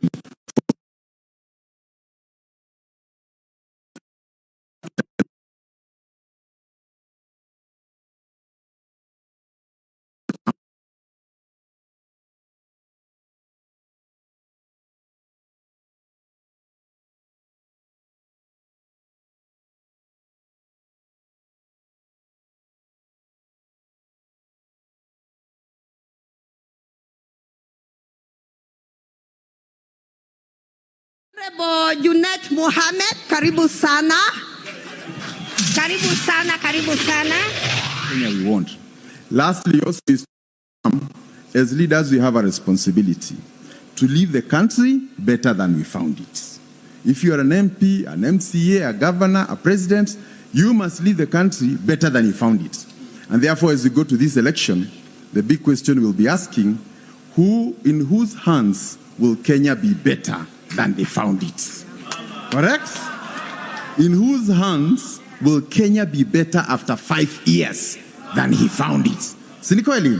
Na hiyo ndio mambo tunaita Azimio. So I want to say that we support you, Baba, and I think for some of us who come from other parts of the country, umesema kwamba wewe haubagui. Wale wako na vyama vyao, wako na haki ya kuwa na vyama vyao. Because you stood for multipartyism. You fought, you were detained so that we can have many parties.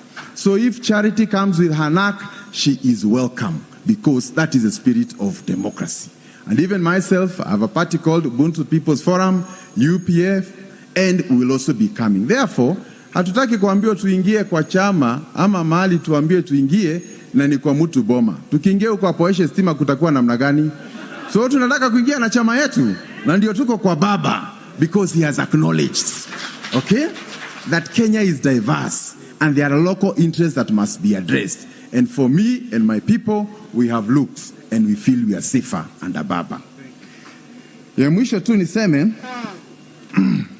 for those of us who have been in office, me, I'm from Nakuru, I'll be running for my 2nd term. We say, when you're in office, you run on record, not on promise. Sijui kama tunaelewana? When you're in office, you run on record, on what you have done, not on. The people who run on promise are those who have not been in office. So as you go and seek your votes, let those who have been in office for 5 years, for 9 years, let them stand and tell us what they have done. If you did not meet your promises, you cannot put promises upon promises. You must first answer what you have not done. Thank you, and may God bless you all. Asante sana, Governor Nakuru. And now I want to call Governor wa Machakos, Chap Chap, Dr. Alfred Mutua.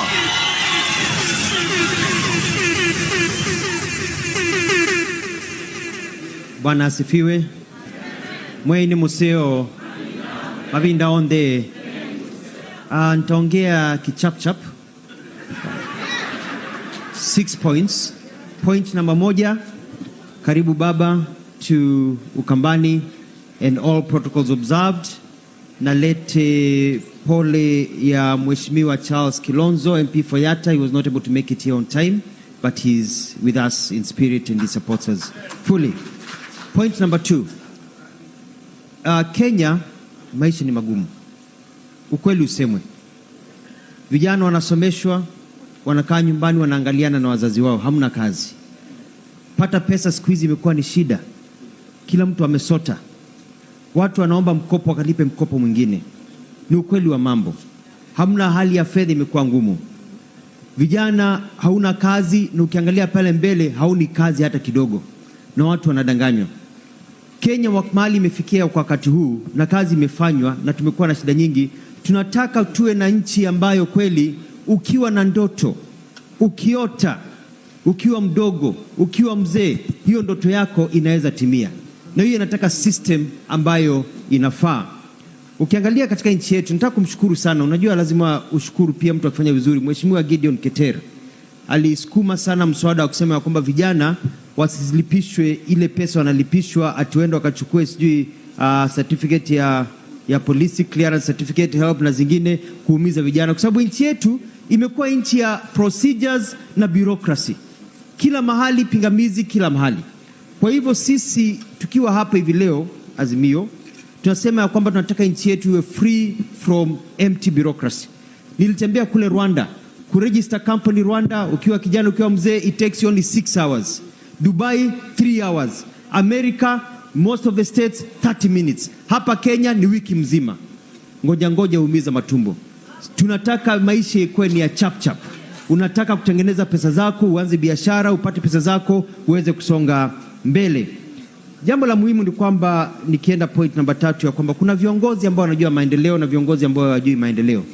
Namshukuru sana, nataka kumpongeza Raila Odinga kwa sababu barabara inaitwa Mbagathi Way ambayo aliunda nikiwa msemaji wa serikali imewekwa jina lake kwa sababu alijenga na barabara na simiti.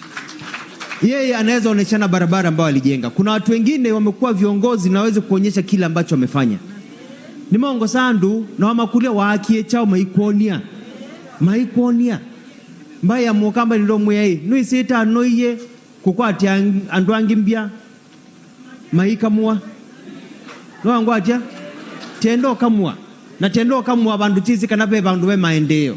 You heard what the speakers have said. Tunataka maendeleo, hatutaki stories, we want development ndio tuweze kusonga mbele. Number 4 ni kanamba ya mukamba tio mwisho na kwani kuite kibila onatiba hani kuite kibila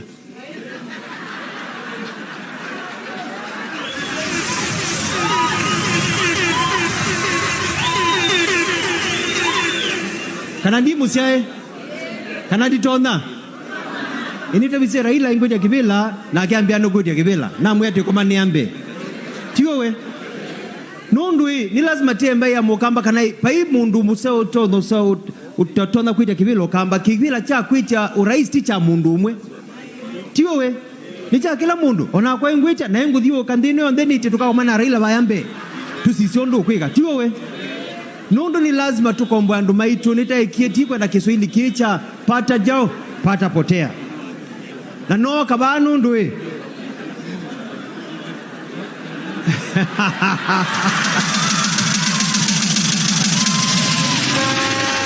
Kumwewa moyo? Ni mwewa moyo? Mwewa moyo?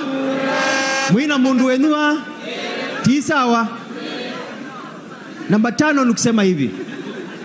Azimio la umoja lisiwe tu azimio la umoja la kukutana pamoja, likuwe ni azimio la umoja ambalo litatuongezea pia pesa kwa mfuko. Wananchi wa Kenya wanataka pesa kwa nini? Na pesa kwa mfuko inakuja kwa miradi inayofanywa kwa upesi kwa maendeleo chap. Ndio mimi nimekuja hapa kusema ya kwamba mimi nikiwa naungana na Raila Odinga na wengine tutaaminisha kwamba maendeleo yanafanywa kwa upesi, barabara zinaisha upesi, maji yanaletwa kwa upesi, wake inaisha, konza damu inaisha upesi. Sio ngojea saa yote. Unangojea kwa nini? Tunataka iende upesi ndio watu wapate pesa kwa mfuko. Ya 6 nikimalizia nikusema hivi. Raila yengu isenesa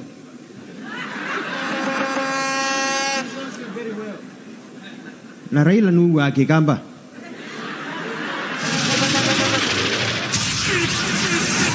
Simo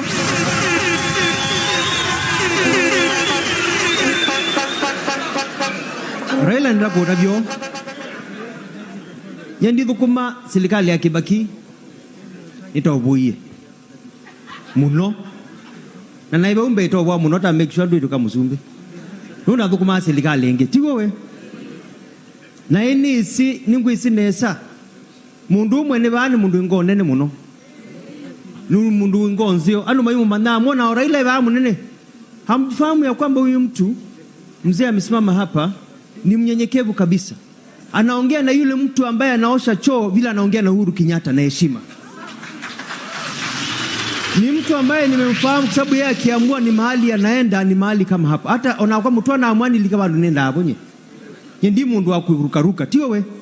Mwana bana aseka nani na Raila tuongeme tuendete mbe. Muimbo nandikila bao mondi kanandikila baya. Pia nwangete bama kunanga asimu bama ikulia umba no wende hata mwasi hata aye. Everybody was invited to this meeting. Kila mtu alialikwa kuja mkutano huu. Kama hauko hapa inamaanisha utaki maendeleo na utaki umoja. Sababu hapo ndio tunaenda mbele. Kwa hivyo Raila nienda kuotabio. Mbona yake kama ni mtabia Kiswahili. Raila nienda kuotabia huu. Njia ya kushikana na kushika Wakamba na kufanya kazi na Wakamba wanaotaka maendeleo ni kufanya kazi na magavana watatu. Sisi tukiwa tumesimama hapa, Profesa Kivutha Kibwana, Charity Ngilu na mimi Gavana Mutua tumefanya kazi kwa serikali. Tumepigiwa kura. Sisi tunajua kufanya maendeleo. Sisi tuko na scorecard ya kuonyeshana. Na wananchi wamesema tukiungana pamoja tuko sawa. Kwa kaiba Kivutha na Ngilu tafadhali. Kwa kaiba tumonye tafadhali. Hii ukaiba tu kwa nomoko bana. Ukaiwa mbeko kabawe.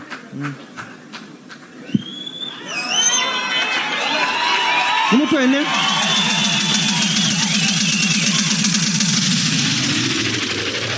Mtu ene ndutunje Tiyo tiana Ona chama situ ni tubanga hii Sithe na coalition Tithe kindu kimwe Tusongede mbe namba ya Mukamba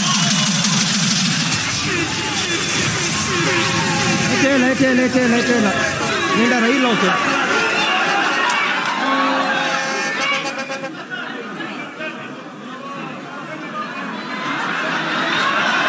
Ruto ende.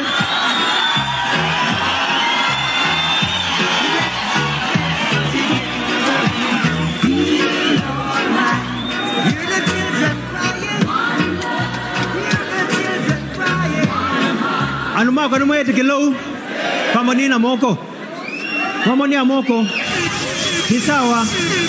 Asante na Mola wabariki.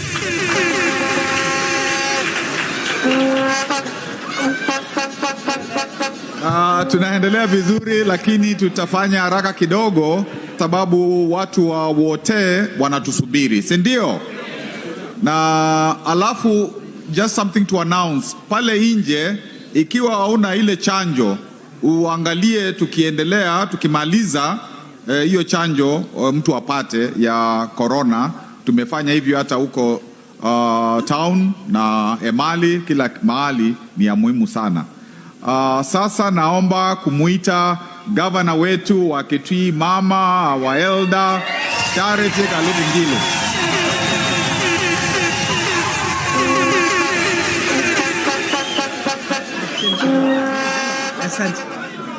Asante sana. Thank you Baba Raila Amolo Odinga, rafiki wetu mwenye hapa, Governor Kivutha Kibwana, Governor Mutua, viongozi wote ambao wamefika hapa siku ya leo na governor wenzetu, hamjambo?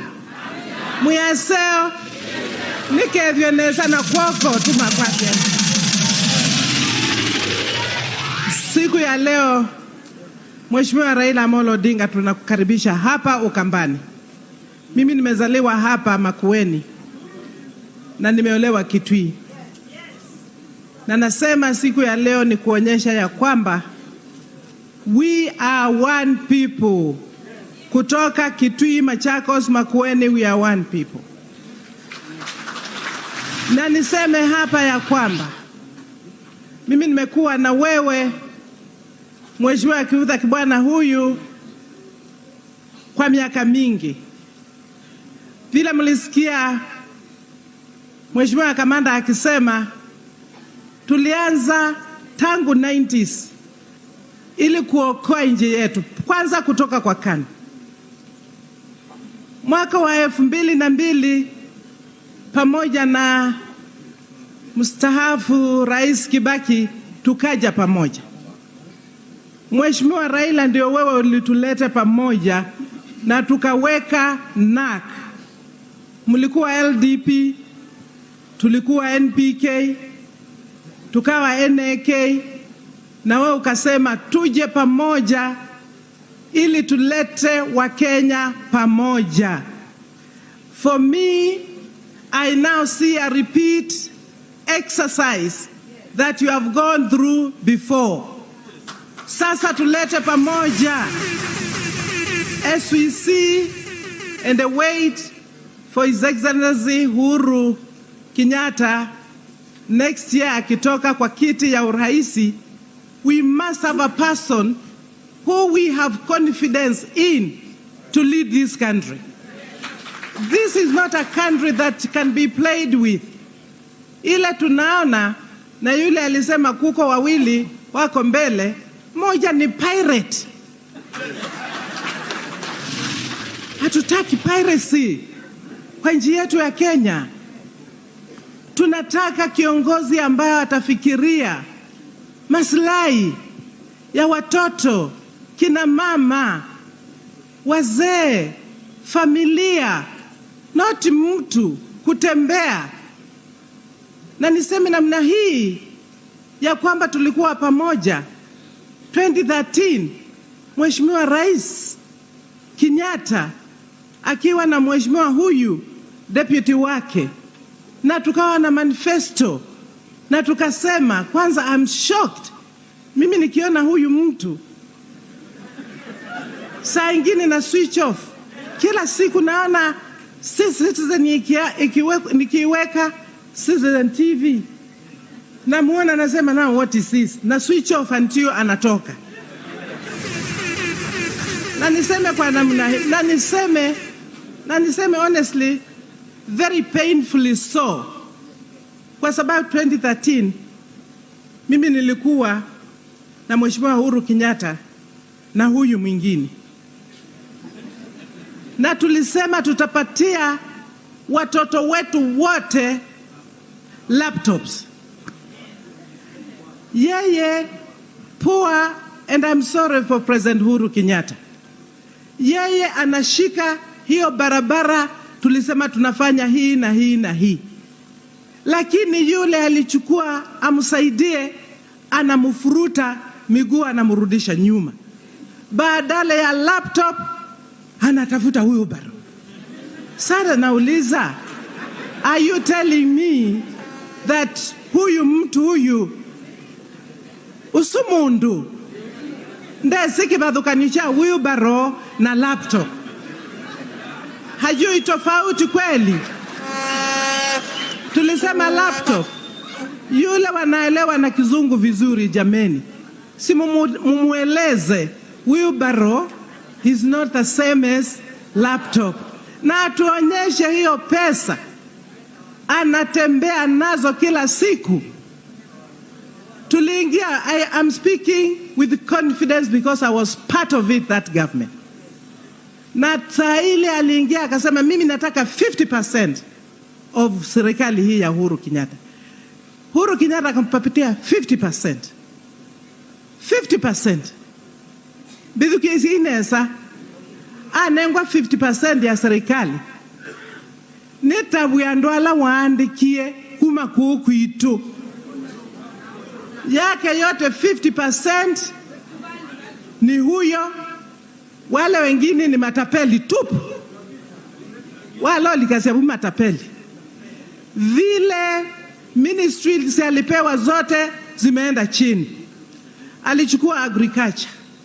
Agriculture tukaanza kuambiwa badala ya kupatia watoto na wanawake pesa na fertilizers na mbegu, akaanza kuleta mahindi kutoka Mexico. Si hata mlisikia siku moja akisema tulisema mahindi iko. Na yeye alikuwa anasema hapana, nilisema Mexico.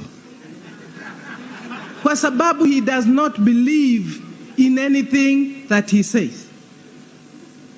Let me say here, ukiangalia all the ministries, and I am speaking confidently and authoritatively, just look at the ministries that he led. Anzisha na energy. Nimeona leo Kenya Power imeenda under. Kenya Pipeline imeenda under. Ministry of Agriculture, Ministry of Finance imeenda wapi? Sasa. Rose imeenda wapi? Sasa. Poor President Uhuru Kenyatta. And I commend him. Yeye aliona 2017 akikosa kushika mtu ambaye anaweza kumsaidia Kenya itasama. Ndio alifanya handshake na Mheshimiwa Raila Amolo Odinga. Mimi nilisema thank you. Na baba, thank you kwa ile support umepatia Uhuru Kenyatta. Kama ingekuwa wewe, hata sijui tungekuwa wapi. I want to stand here niwaambie kwanza, kila mtu akisimama hapa Makueni anasema dhwake damu. I have the picture. President Uhuru Kenyatta alikuwa Deputy Prime Minister na Minister of Finance, na nilikuwa Minister wa maji, na ndio wao ulikuwa wamenipatia hiyo kazi baba. Kuonyesha kama ingekuwa hii mtu angenipatia. Na akiwa Minister of Finance nikaenda kwake, nikamuuliza tafadhali minister, si utupatie one project Ukambani kubwa. Akasema, which one charity do you want? Kuonyesha somebody who has a big heart and wants to develop the country. Nikamwambia Thwake Dam. We signed with him. ADB akatupatia pesa. Tangu 2013 huyu mtu, na niseme hapa, na mimi akitaka nitamuelezea. Hii project ilikuwa ya 13 billion. Yeye alikuwa anapigania na watu wake mpaka ifike 39 billion. Hapa hii project ya Thwake Dam sisi tulikuwa tumepewa 10%. 30% ya local content ingekuja Ukambani hapa. Our contractors, our professionals, our women, our young people. Hiyo pesa iko wapi? Hiyo pesa iko wapi? I can say here. Hiyo ndio pesa anabeba na ngunia kila siku akitembea kwa watu.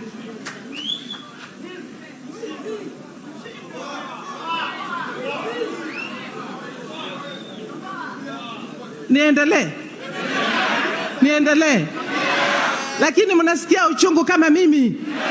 Wangapi wanasikia uchungu kama mimi? Nani atanasema hapa going forward, please baba, tunataka kila mmoja kiongozi wa Ukambani tukuje pamoja, kwa sababu siku ya leo hatukuja hapa kuongea about sisi wenyewe kama viongozi. Tunakuja hapa kusema watu wetu wameumia, kwa sababu tangu sisi tutoke, kwa sababu tulikuwa na wewe 2002, tulikuwa na wewe, tulikuwa na Mheshimiwa Kivutha Kibwana, tulikuwa na Mheshimiwa Mutua, hata tulikuwa na Mheshimiwa alikuwa PS Ongwae, tulikuwa na hawa wote, Mheshimiwa Peter Kenneth na wote wale wengine ambao yuko hapa. Wewe ukatuunganisha tukatengeneza chama kinaitwa NAK. Mheshimiwa Kalonzo Musyoka hata alikuwa ndani. Na nchi yetu ilikuwa na serikali ambayo ilikuwa inaangalia na inafanya kazi. Hiyo ndio tunataka tuone tukitengeneza serikali ijao. Tulete kila mtu ndani, but only people who understand what development is. Hatutaki kulete pirates kwa serikali. Pirates kwa serikali hatutaki, mwasi hata inywe. Ni mwenda serikali biala ya Kibaki, Raila, late Michuki na Kwandini, Kivutha, ni mwenda serikali iliu. Mwenda serikali iliu. Ili tuseme hapa siku ya leo, so that we are able to make a declaration. Ile serikali, Azimio hili la Umoja, ni kuleta serikali ambao wananchi mbele na viongozi wangoje kidogo. Na si tumbo kwanza. Ukiwa umemaliza inchi saa hii, ukiwa wewe deputy president, sasa ukipewa uraisi, jameni tuuzi utaoza. Au mnasema nini? Wono mundu tuika rais wa Kenya ndi atava kwao. Na itu tukethova na Mutua makethova na Kivutha makethova. Na kwa sababu nasema hii, Baba, you know, I was with you in 1997 when you were running for the presidency. I too was running. Lakini tukashindwa, hata Kibaki alikuwa running. Tukashindwa na Moi. But we were wiser. 2002 tukaja pamoja. Mimi nataka kuuliza Mheshimiwa Kivutha, wewe kaa chini. Kaa chini. Unataka nisimame? Hapana. Ngoja. Relax.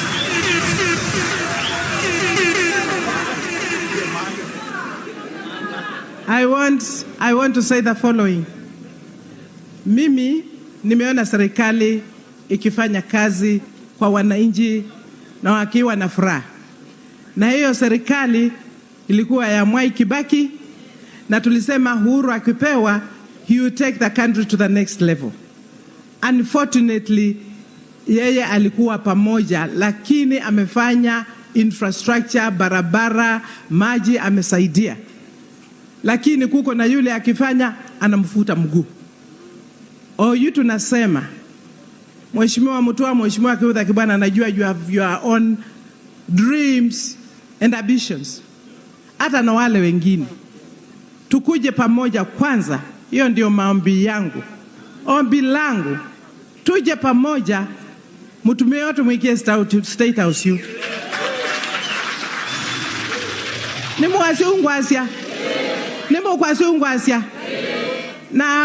na Mheshimiwa Mutua, Mheshimiwa Kivutha nondo meomi yake iteteo, na Mheshimiwa La Witungi moke mekalendi na nineneba.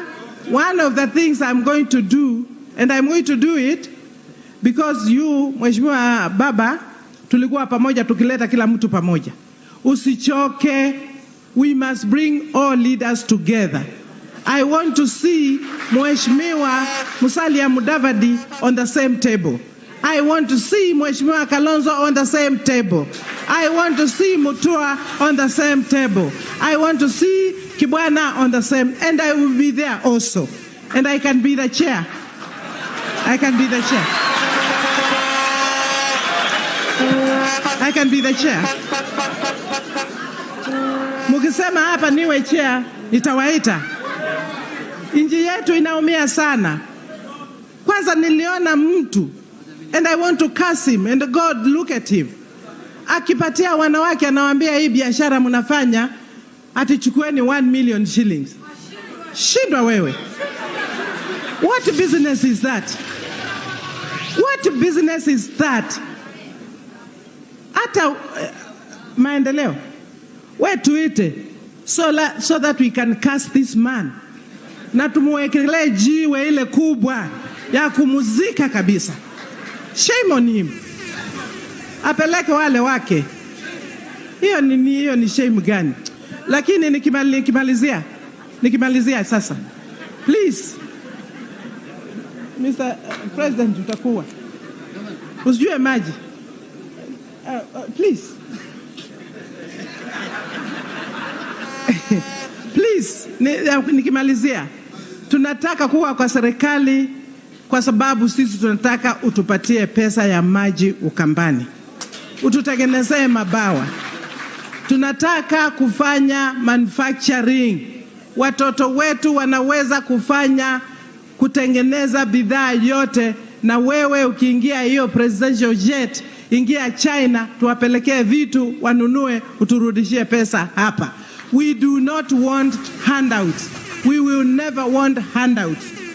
Utupatie maji ya kutosha, tuko na land na Mheshimiwa Kennedy amesema ya kutosha ili tujitengenezee chakula.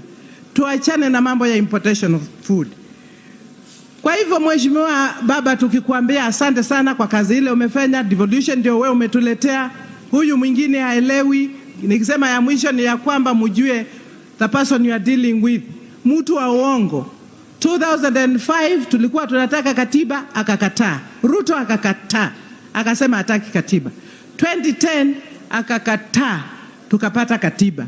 2020 tulisema tunataka kupanua hii katiba, tuongeze ili tuletewe pesa chini, akakataa. Kusema huyu ni mtu haelewi na what is called devolution. Baba, wewe ndio baba wa devolution. Take it up and take us to the next level. Asante sana. Asante sana. God bless you. God bless you.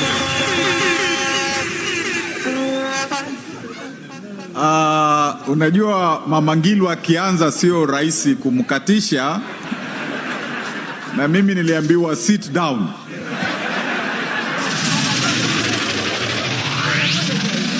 And she has apologized. One of the reasons ninaita Raila Baba ni kwa sababu nilipokwenda chuoni kikuu cha Nairobi kujifunza sheria mwaka wa 73, tayari yeye alikuwa ni lecturer huko.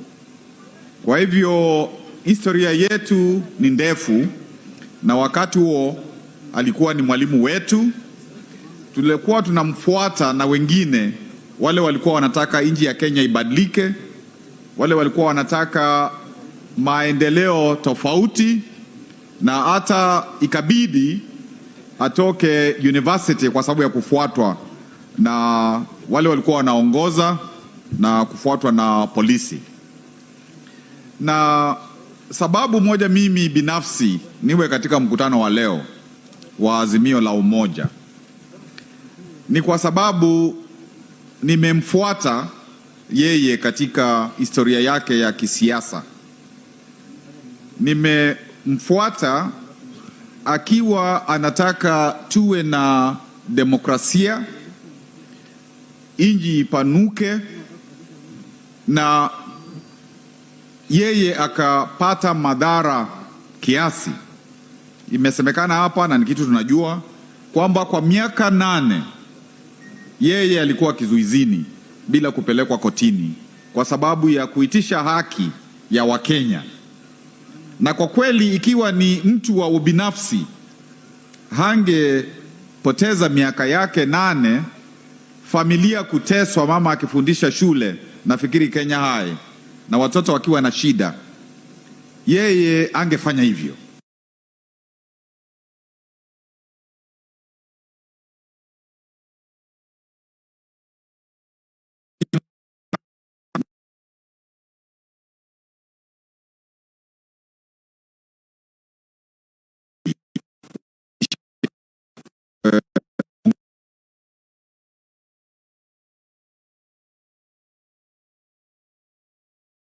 Are there senators here? Can I ask the MCS Makueni to stand up and wave? MCS Makueni County, asanteni sana kwa kuja. Serikali ya Makueni, ECM, Account Secretary, karibuni sana. Delegates from Kitui, delegates from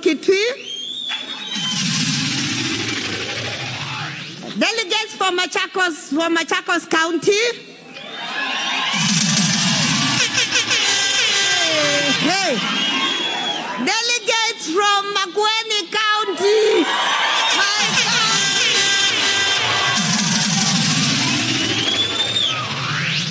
Kaini tukie. Tuke kwa na baba. Asanteni sana.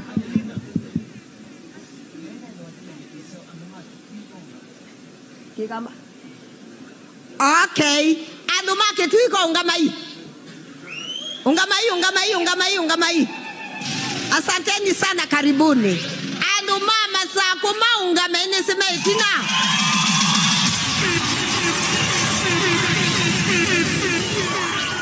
Adumama sa kutuina mwana nesa, adumama sa kukwa ungamai tumone. Adumake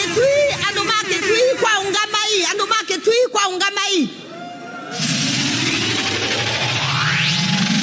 Naende mosie alumama kuweni ungamai. Na watu wengi pia wajui kwamba Jaramogi ni yeye alimchukua Kibaki Makerere akiwa lecturer, akamwambia njoo uwe executive officer director wa KANU, na Kibaki akaja, na tunajua the rest is history. Baadaye hata alimlipia mshahara Jaramogi, akilipia Kibaki for 2 years, na hata akamnunulia gari yake ya kwanza. Kwa hivyo tena Jaramogi akasema kwa Kibaki, akamsaidia. Alafu mtoto wake Raila akaja akasema Kibaki tosha. Na wakati Uhuru Kenyatta amekuwa katika some situation, tena huyu mzee akasema tutasaidia because Kenya is bigger than himself and Kenya is bigger than anybody. Akaja even if the handshake was misunderstood, lakini alisema kwamba even if kura zangu zilikuwa nyingi za kushinda, lakini Kenya ni kubwa, na kubali sasa kusaidia. So when we sit together with you, because I will not speak long, we sit because there is a history.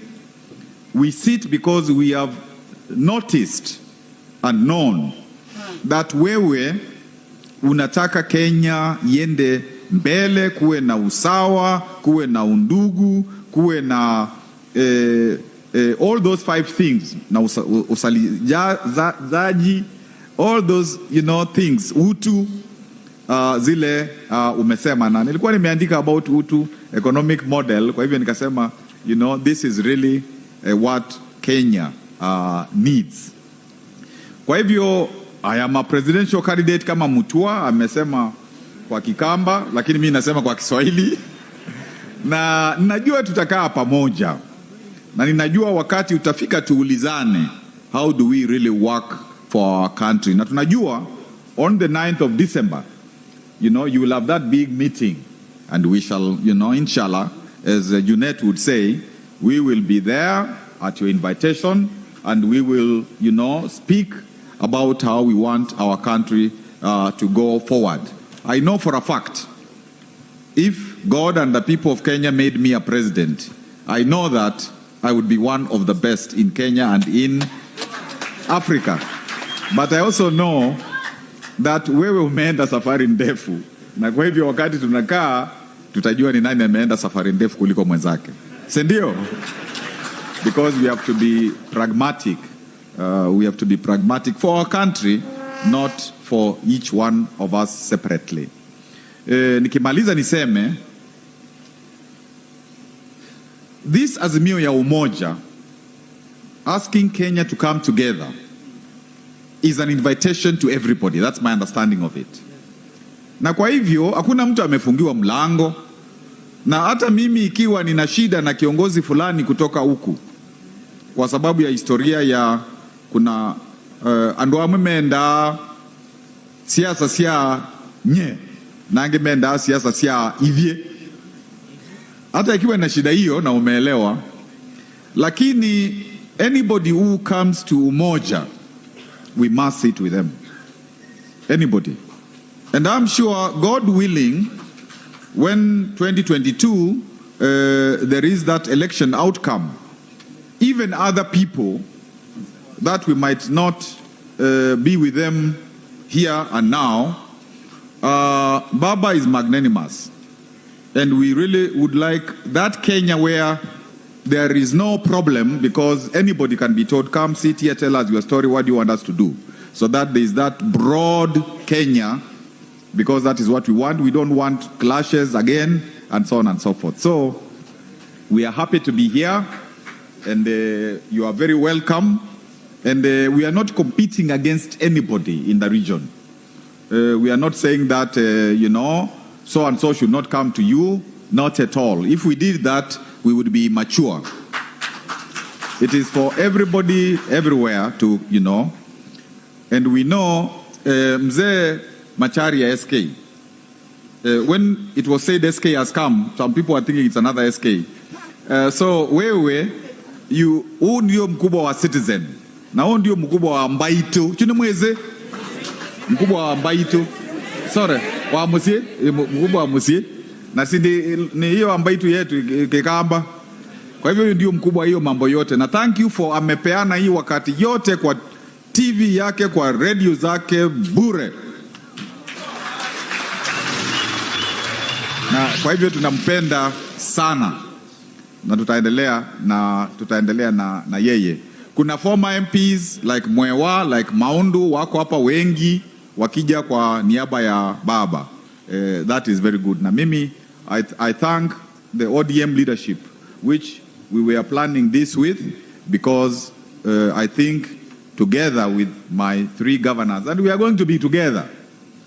We are going to be together, and we will go forward together for the development of our people, as we have kept on emphasizing, for that water, for the youth agenda, for the devolution agenda, for all those agendas which we read and are there.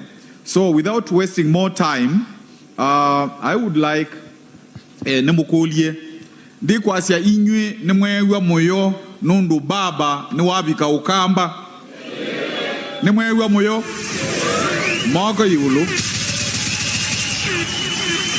na ndi kwasia nemu kwasia Azimio La Umoja Kenya de bandu bamwe ne kindu keseo moko yulu Na ndiye kwa sanimu kwitikila atongo ala me kwenda katika me katika umoja moka mewe karibu ni mwetikila u ade wala makwananga ni modu rekwikata umwatu na batu na ngilu na mutoa muma ni chele lika chogo.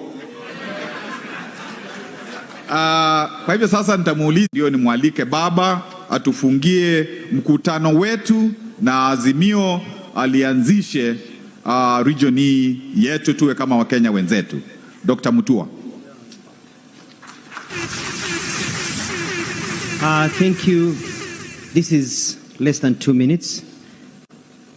12 November 2021, we, the leaders drawn from the counties of Machakos, Kitui, and Makueni, have met on the 12th day of November 2021 in Wote and agreed to unite our people on a political path that benefits them and the Kenyan nation as a whole.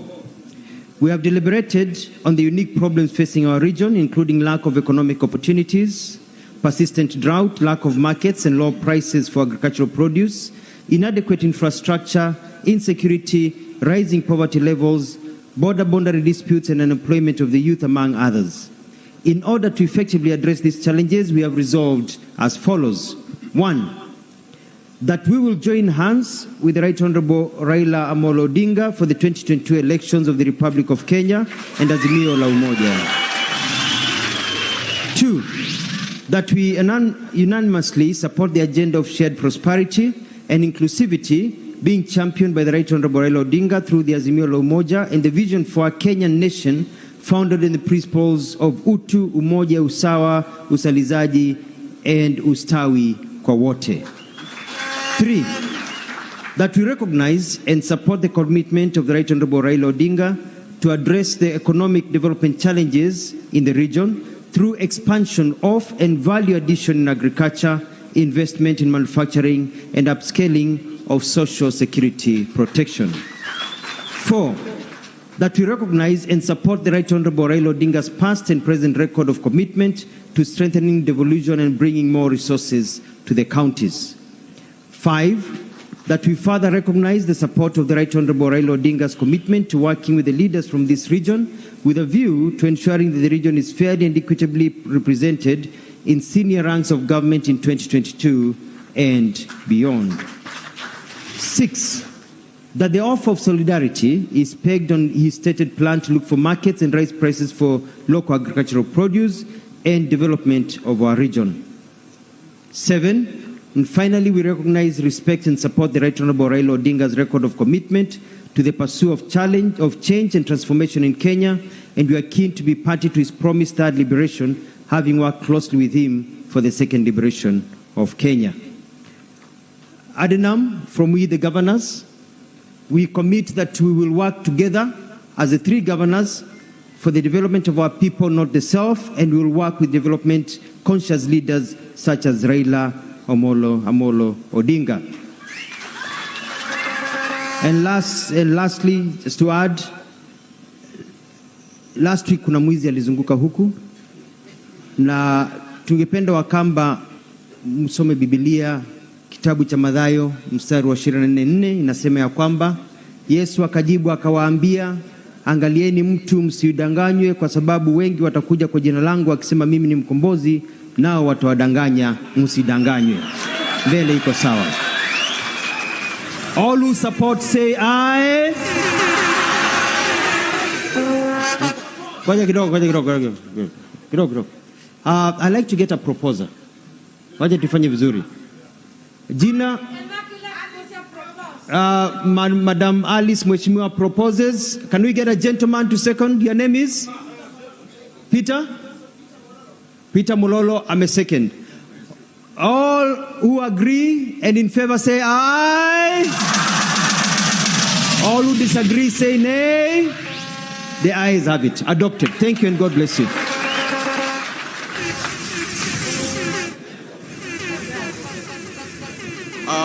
Sasa kuna msanii atakuja hapa ndio tufanye dance kidogo, tumkaribishe baba. Akimaliza tunamkaribisha baba, alafu tujue kura zetu registered is 1,630,000. and we should register at least 2.5 million. Kwa hivyo kila mtu yuko hapa, tukirudi nyumbani, tafadhali make sure, you know, our young people, whoever, everybody, register to vote, anapata kitambulisho ama akiwa nacho tayari, register. Hiyo si ni sawa? Hiyo ni important commitment. Msanii wetu, karibu, uwanja ni wako.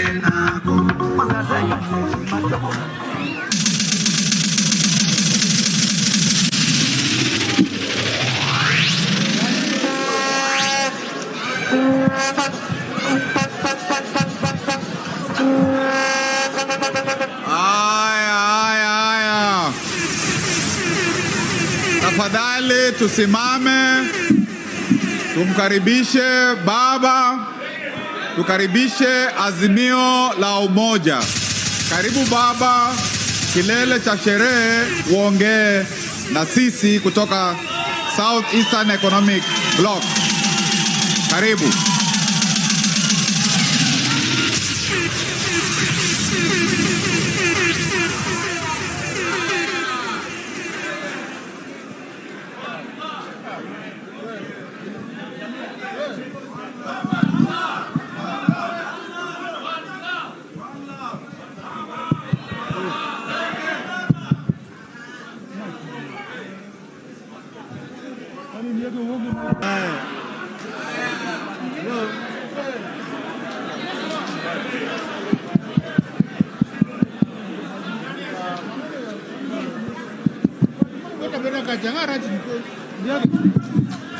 Microphone. Haya. Haya. Hello, hello. Hello, hello.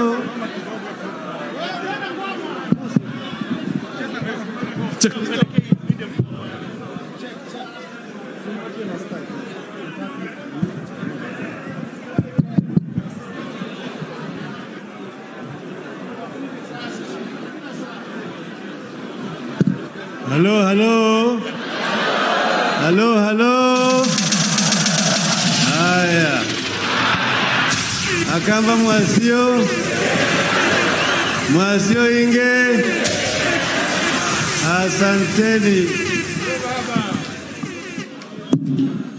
Mimi nataka kwanza kutoa shukrani sana kwa magavana watatu kwa kubali kuandaa hii karamu hapa wote.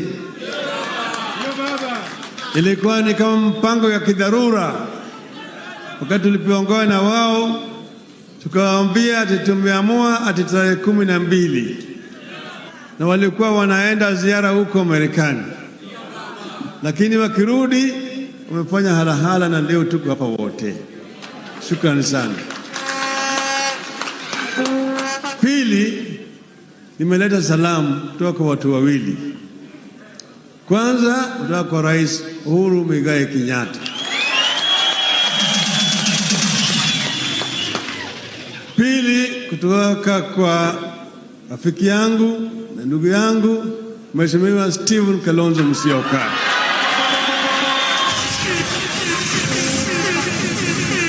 Nimeongea na Kalonzo jana usiku, nikamwambia mimi nateremka huko wote, na mimi naenda kujaribu kuuliza Wakamba maoni yao. Akaniambia ukifika peleka salamu zangu. Umepokea? Umepokea? Asanteni sana. Tatu, mimi vile vile niko na jina ya Kikamba. Juzi nilipokea delegation kutoka, wengine walitoka Kitui, hapa Makueni na Masaku, na wakanipatia mimi jina ya Ngumbao.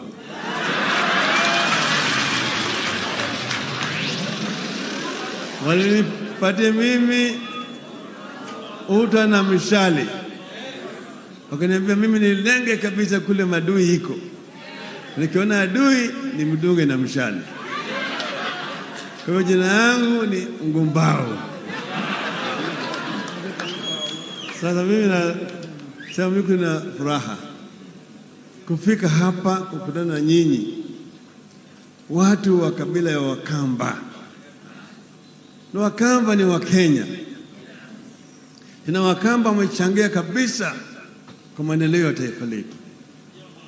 Ukianza kule na Mwindi wa Mbingu ambaye alipigana sana na wazungu, Paulo Ngei, Ndingi Mwananzeki na George Ndenge, Jiji Ndenge, tulikuwa naye katika Ford. Kusema tu machache, manake yuko wengi sana, Jedi Kali na kadhalika.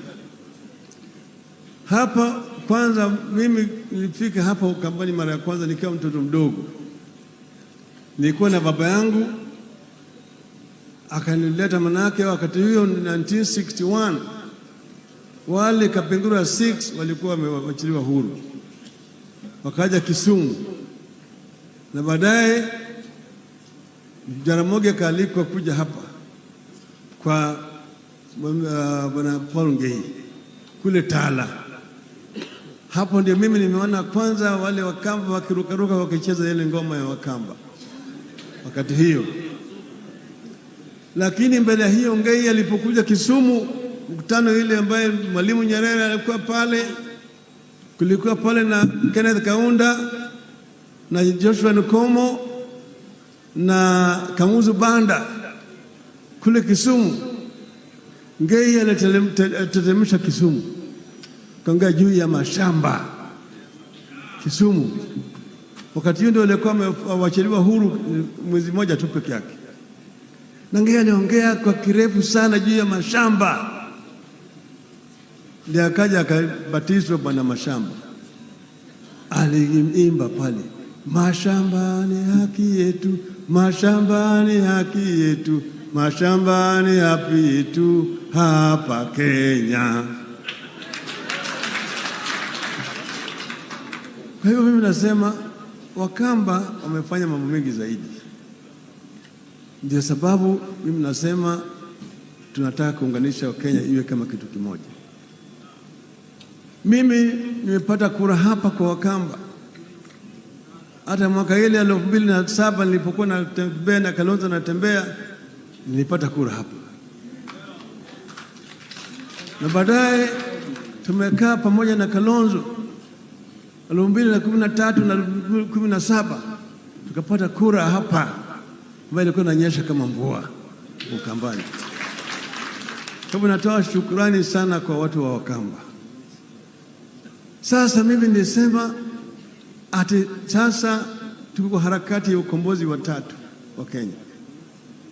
Ukombozi wa kwanza ilileta uhuru, ya pili ilileta katiba mpya, ya 3 na ya mwisho ni ukombozi ya uchumi katika taifa letu, economic revolution. Na hapa ndio sisi tunaleta vijana wa Kenya wawe kwenye mstari ya mbele. Hiyo ndio sababu tumeleta hii mambo ya Azimio la Umoja. Kwa sababu gani? Hatuwezi kutekeleza wajibu wetu kama taifa kama tumetengana. Ndio sababu waanzilishi wa taifa letu walikuwa na ndoto.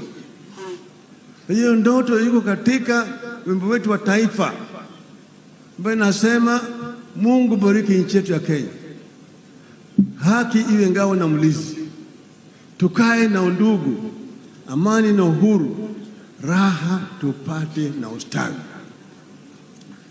Sasa kwa sababu hatujakuwa kaa na undugu, amani na uhuru, ni sababu hatujaweza kupata raha na ustawi. But that is the Kenyan dream. Ndio sababu mimi ningelenga mambo ya umoja ya Wakenya.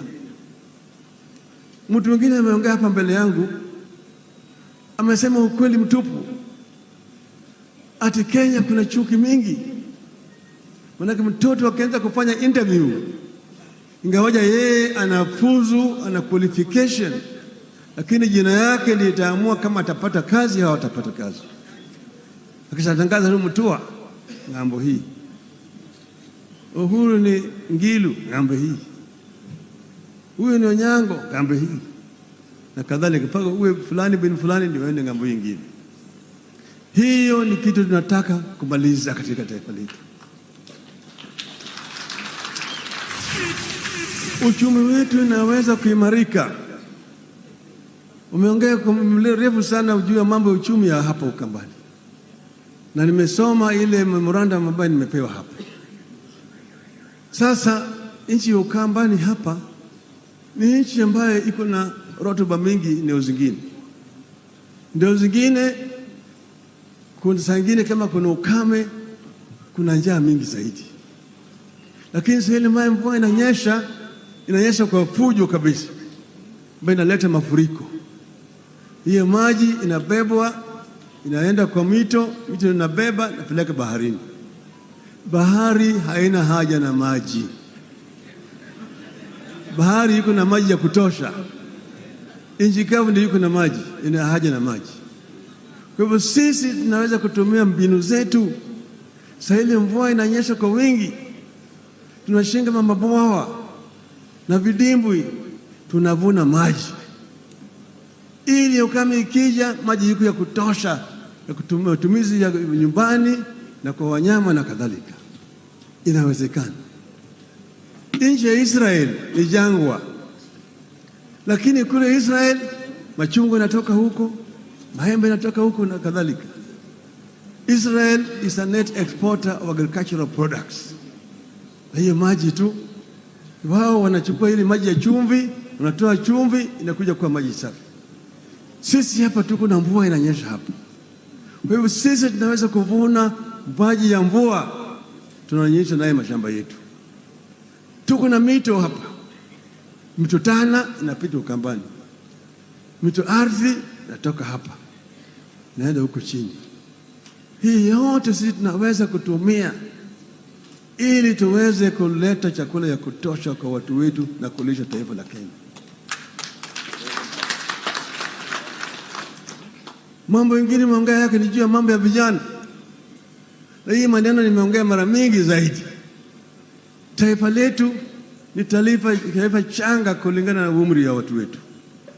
70% ya watu wetu wako chini ya miaka 35. Na vijana, inasema the youth bulge. It can either be a blessing or a curse, depending on how you make use of that potential. If you don't empower them, they become drunkards, drug addicts, criminals. They become basically a drag on the society. But if they are properly empowered, given proper education and skills, they become source for wealth creation in our nation. And this is what we must do. We want to make use of this youth resource in our country. Inawezekana. It can be done. It has been done in other countries. They did it in China. They did it in Korea, in Malaysia, in India. It can be done in the Republic of Kenya. We can do it with determination. We can be able to empower our youth. And once they have required the requisite skills, we give them capital so that they can be able to become entrepreneurs. So we must be able to then support these young budding enterprises, micro, medium, and small enterprises. So we need to empower them. And we must give them a source of capital where they can borrow money so that they can be able to start these enterprises. This is a commitment that we want to do in our country. And then we have also said that in our society, because our society is still poor, we have got very many poor people who, due to certain natural calamities like drought na kadhalika, hawezi kuona chakula. Saa ingine serikali naleta ile relief food, peleka mahindi, peleka maharagwe, peleka unga na kadhalika. I've said we can do it in a different way. This means that we require a social safety net program. And we've said that we intend to bring the biggest social security fund in our country, in the continent of Africa. So that any family which does not have anybody with any source of income, or somebody who was earning has lost his job for one reason or the other, these families will get a cash transfer from the government on a monthly basis, 6,000 shillings. Nikisema hivyo, nasema Raila, nasema porojo, nasema pana. Hiyo ni ahadi.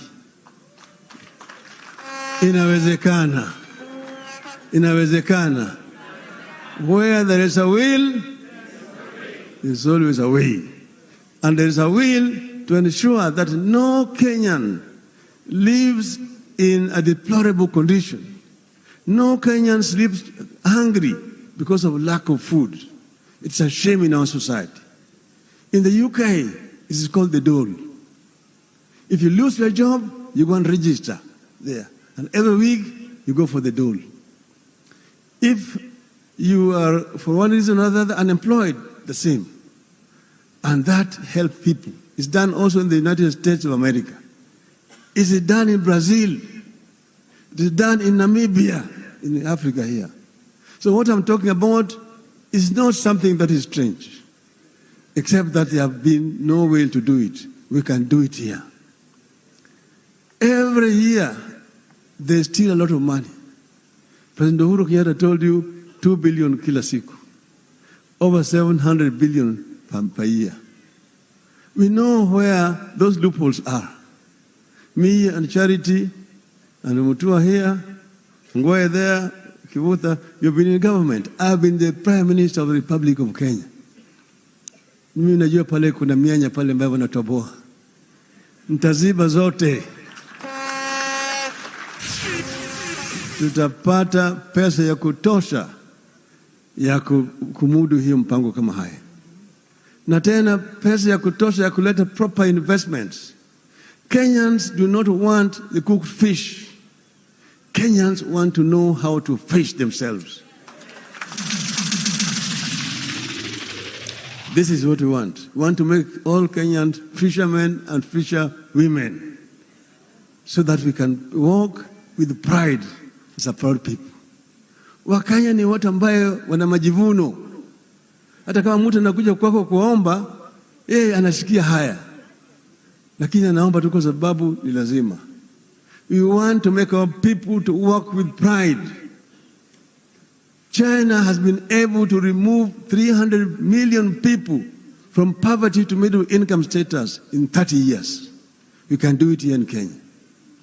We can do it if you are determined to do it. And that's why we want to bring all our people together so that we walk as one nation, one people. And hiyo sababu mimi nimeleta U5.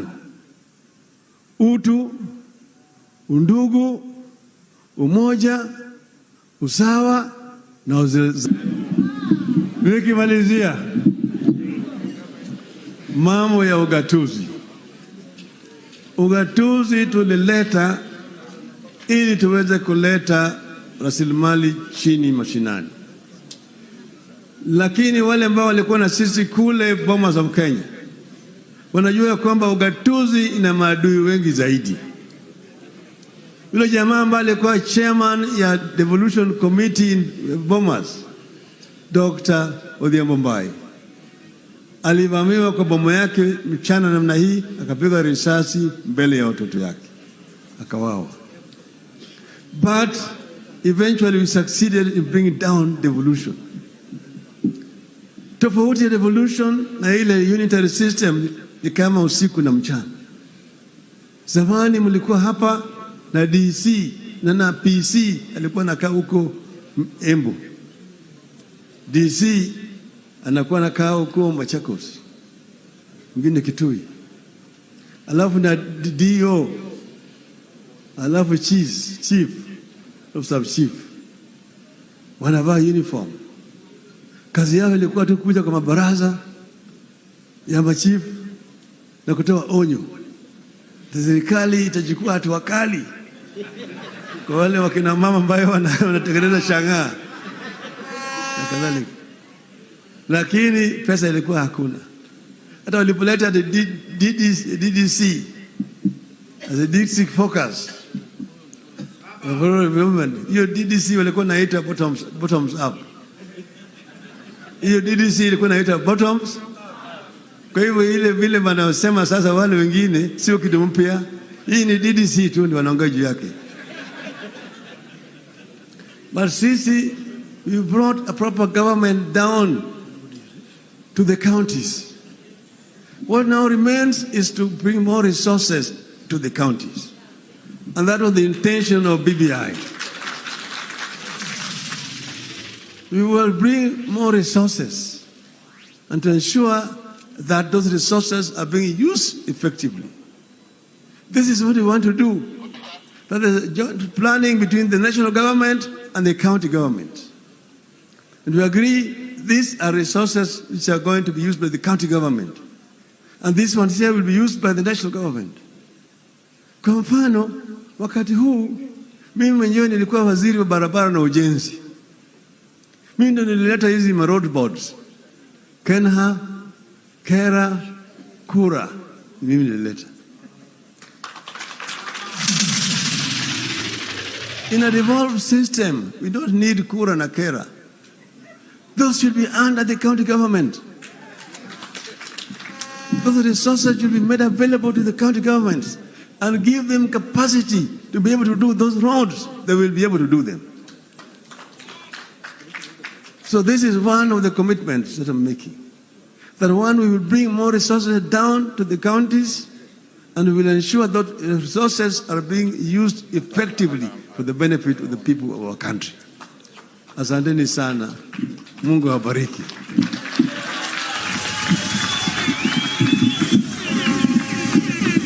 Niombe tusalie tumesimama kwa wimbo wa taifa utakao. Samahani, gavana. Tafadhali tutaenda katika mkutano wa sisi sote pale bus stop na wale wa Makueni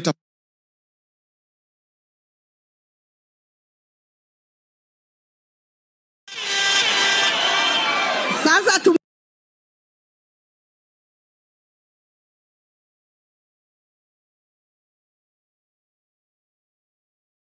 mawe. Wacha nirudie. Nasema hivi, mwaka huu katika Kenya Kwanza tunaweka bilioni 100 kuwa mambo ya housing, agro processing, value addition, manufacturing, ndio tupange ajira ya hawa watoto wetu vijana wa Kenya kama priority number 1. Kwa sababu hawa wengine hawataki tupange ajira ya vijana wa Kenya, kwa sababu wanataka watu maskini, wanataka watu wasio na kazi ili waendelee kuwatumia vibaya, kutupa mawe, kuwapigia makofi, sijui vijana timim, sijui kijana tialala. Hiyo maneno itakoma mwaka huu. Watu wa Shinyalu tunaelewana? Mtu akijaribu kusema hapa kijana tialala, mwambie hapana hapana. Sasa vijana wamejipanga, wanataka ajira. Sijui kama tunaelewana watu wa Shinyalu. Jambo la pili, tunasema kazi ni kazi. Mnanielewa? Kenya hii kuna watu wako na madharau na kiburi. Wakiona biashara ya mtu mdogo wanasema sio biashara halali. Biashara ya mtu mdogo inahangaishwa na polisi. Biashara ya mtu mdogo inahangaishwa na KRA. Biashara ya mtu mdogo inapigwa na jua na mvua. Biashara ya mtu mdogo hana vile ya kutafuta mkopo. Hawa watu wote wadogo hawa hawajulikani kwa bank, hawana security. Wakitaka kukopa pesa wanakopa kwa Fuliza, wakitaka kukopa pesa wanakopa kwa Shailo. Ndio sababu hawa watu wengi leo wameorodheshwa kwa CRB kwa sababu ya madeni. Ni kweli ama si kweli? Ni kweli ama si kweli? Mimi nikisema kwa hii mkutano, wale watu wako ndani ya CRB tayari kwa simu yao waweke mkono juu nione. Sasa unaona vile dunia imeharibika. Sijui kama tunaelewana. Na ndio tunasema, nataka mtusikize vizuri. Huyu Mwame Musalia anawetana sisi wote. tumesema mwaka huu biashara ya mtu mdogo itajulikana Kenya hii na serikali ya Kenya vile tunajua biashara ya Kenya Airways. Kama tumeweka pesa bilioni 100 kwa kampuni moja ya Kenya Airways, iko makosa tukiweka bilioni 50 kwa biashara yao watu wa chini? Tunawatangazia mwaka huu tunaweka bilioni 50 kwa biashara ya mtu wa kawaida, huyu mama mboga, bodaboda, mtu ya kiosk, mtu ya hapa chini, ili kila mmoja wetu apate pesa ya serikali ya kuinua biashara yake, tufukuze umaskini mashinani. Watu wa Shinyalu tunaelewana? Jambo la tatu, tunawaambia tutaweka pesa ya kutosha kwa kilimo. Kama ni kilimo ya sukari, kama ni kilimo ya miwa, kama ni kilimo ya maziwa, kama ni kilimo ya mahindi, tuteremushe bei ya mbolea ikuje 2,500. Saa hii bei ya mbolea ni shilingi 7,000. Tunaelewana? Na tuwasaidie wakulima wazalishe chakula ya kutosha, wazalishe mazao ya kutosha, ili waweke pesa mfukoni, watuzalishie chakula ya kutosha, tuondoe njaa katika taifa letu la Kenya. Na jambo la 4, tunasema kama Kenya Kwanza, kabla ya Disemba mwaka huu, mwaka gani? Kabla ya Disemba mwaka gani? Mwaka huu, kila mmoja wenu hapa utakuwa na bima ya afya ya NHIF. Kila mmoja wetu. Na yule ambaye huna uwezo wa kulipa, serikali ya Kenya itakulipia, ili kila mtu aende hospitalini atibiwe na aende nyumbani bila ya kuulizwa pesa yoyote. Hiyo ndio Kenya ya usawa ambayo Moses Wetangula anatafuta, ambayo Omwami Musalia anatafuta, ambayo mahasla wote wanatafuta kwa Kenya hii. Watu wa Shinyalu tunaelewana? Muko tayari tutengeneze serikali inaelewa lugha ya mwananchi wa kawaida? Muko tayari? Muli tayari? Ule mtu ya kitendawili amesumbua nyinyi sana, lakini mwaka huu atajua hajui. Ama nyinyi bado mko na biashara na mtu ya kitendawili? Shinyalu bado mko na biashara na mtu ya kitendawili? Bado mko na biashara na yeye? Munasema kolabo ya Musalia na Weta na mimi tuendelee mbele? Mutatupatia nafasi ya kupanga Kenya? Muli tayari? Muko tayari? Hebu nione wala anasema tuko tayari. Basi nikisema harambee, tunasema Kenya Kwanza. Harambee! Harambee! Nikisema Kenya Kwanza tunasema nini? Kazi ni kazi. Kenya Kwanza! Kenya Kwanza! Nikisema kazi ni kazi, tuseme pesa mfukoni. Kazi ni kazi. Kazi ni kazi. Mbona hapo kwa pesa mfukoni sauti iko juu? Kila mtu kila mtu anataka kitu kwa mfuko.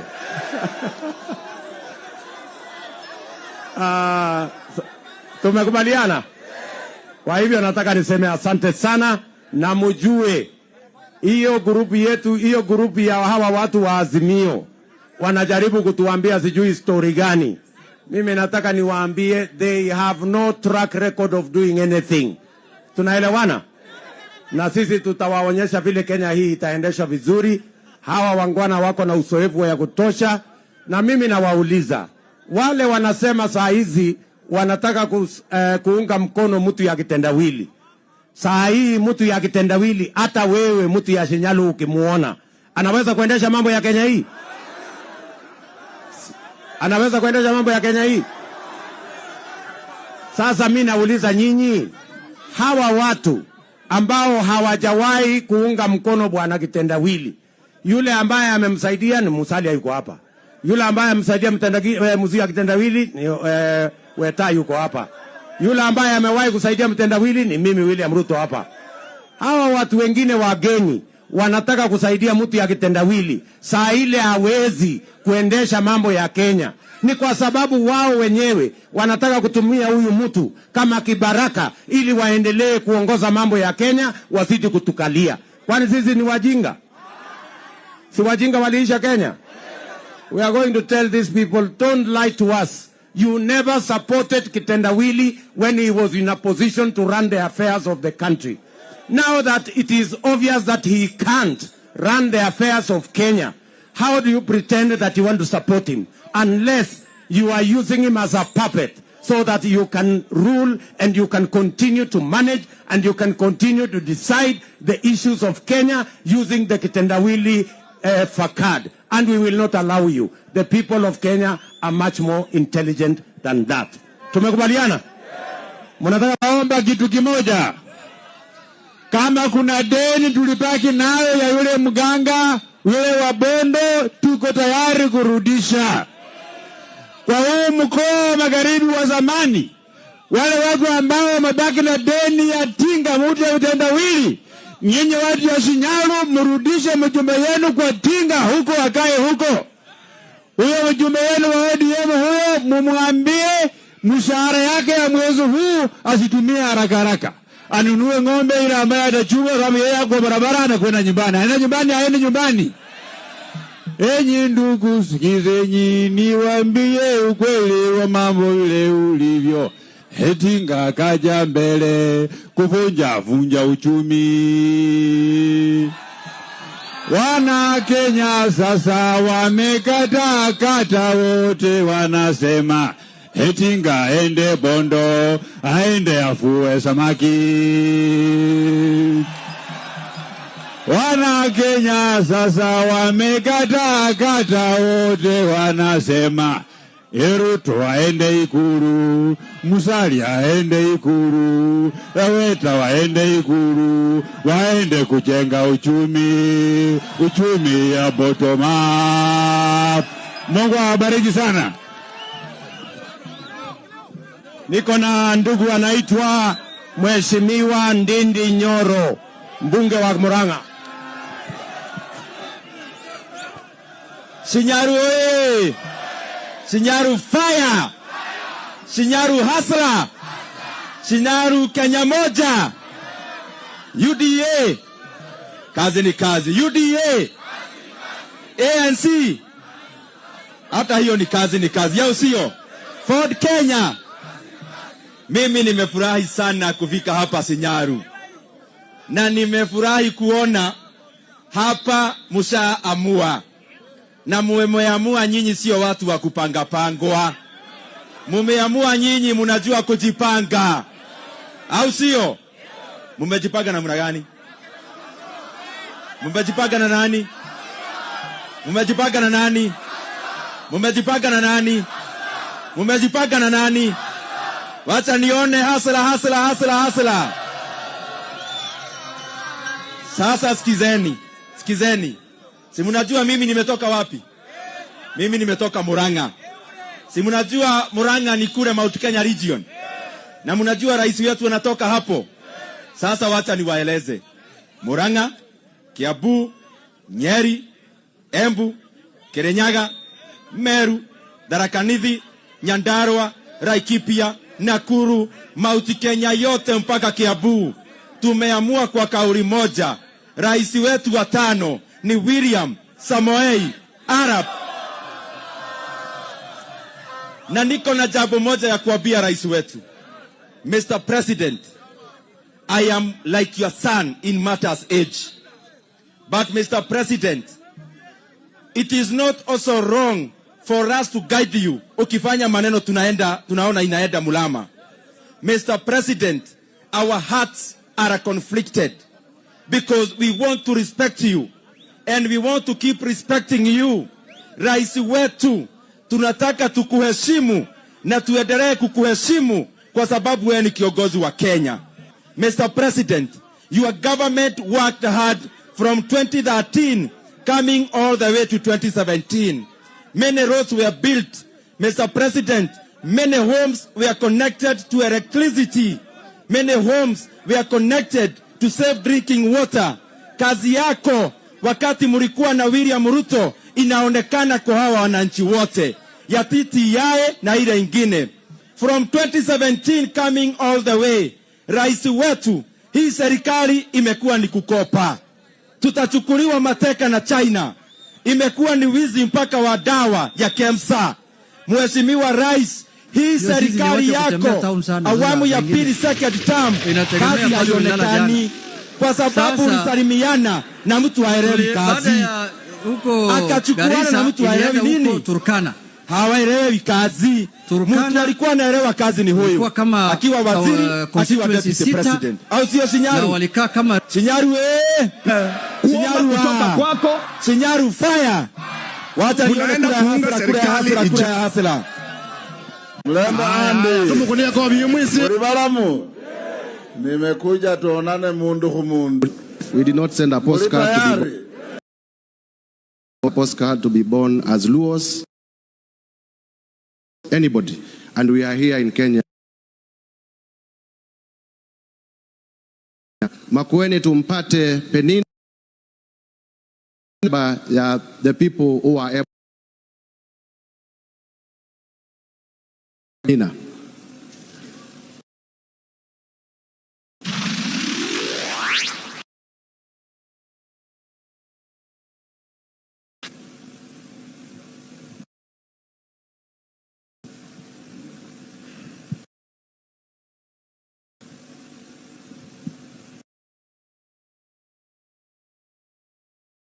Na wote mlio hapa na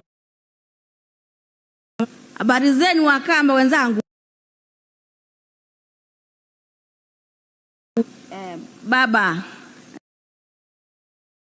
nake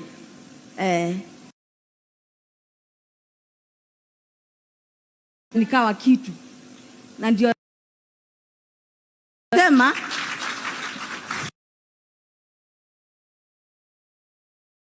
pata nomination na kwanza baba umekuja Makueni, hakika mnafanya mengi sana. Tuliingia walemavu na baba. Asante baba. Hiyo sisi ni watu wa kutembea town sana. Sasa wengine inategemea pale ulilala jana. Wewe unasema katika sehemu gani ya dunia na unaenda mahali, hakikisha hakuna urushaji wa mawe, hakuna matusi, hakuna kudharauliana, heshima. Tuko na viongozi wamesoma, tuko na viongozi wanaohitaji kuendeleza taifa mbele. Kwa hivyo tuwe na amani na Mungu awabariki, na muhakikishe ya kwamba yale maneno yote ambayo yamenenwa hapa sio kunenwa tu, mbali yatendeke wazi mchana. Thank you. Asante sana. Asante sana. Your Excellency, Mbiuni Kadhama is also the land of the late Emeritus Bishop Ndingi Mwana Anziki, na hiyo ni nchi nzuri sana. Tukiendelea kumalizia, tumpate hapa Makueni. Tumeelezwa kwamba kuna serikali ile ambayo inaongozwa na Profesa Kibwana. Okay. Naambiwa sura yangu inatakikana kuonekana. Yes. So we are honored to share the title with you here in Makueni. And what we want to push, to tell you, we as the people of Makueni, we as the people government, hiyo Azimio La Umoja, umoja ni nguvu, utengano ni udhaifu. Tukiungana sisi wote kama wa Kenya, I'm still a youth, tukileta that umoja ya kila mtu, Kenya will be a different nation. We'll be working on a different talk. We'll be having a different shape of this Kenya. So we appreciate what you are doing, bringing everybody on board, and continue with the fire. Na watu wa Makueni tunasema aje? Umoja ni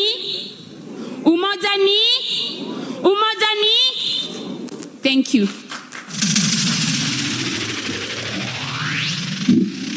Haya, People's Presidency anaongeanga namna hiyo, na unajua hiyo ni kumaanisha, unajua the first woman presidential candidate in this country came from this community.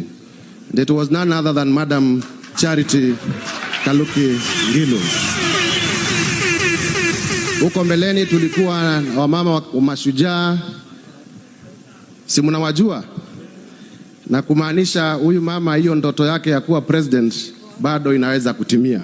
One day we will call her Your Excellency Musenya Madam, na tumpigie makofi akiwa president, kwa sababu all dreams are valid. Ama namna gani? Your Excellency, with your permission, we want to recognize all the former MCAs, sababu wamekuja kutoka kila mahali, na tulikubaliana on their behalf, the former Deputy Speaker of Makueni County, Bernard Mudhoka Musau, will say a word on their behalf, because they are also with us, and they are representing the category of political leaders.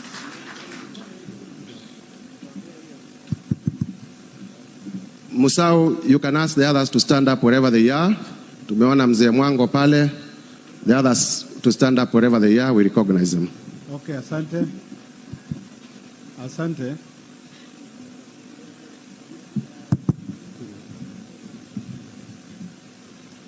Okay, asante sana kwa hiyo nafasi. To the Prime Minister, Raila Amolo Odinga, the three governors, nataka nichukue nafasi niwaulize the former MCS wasimame ndio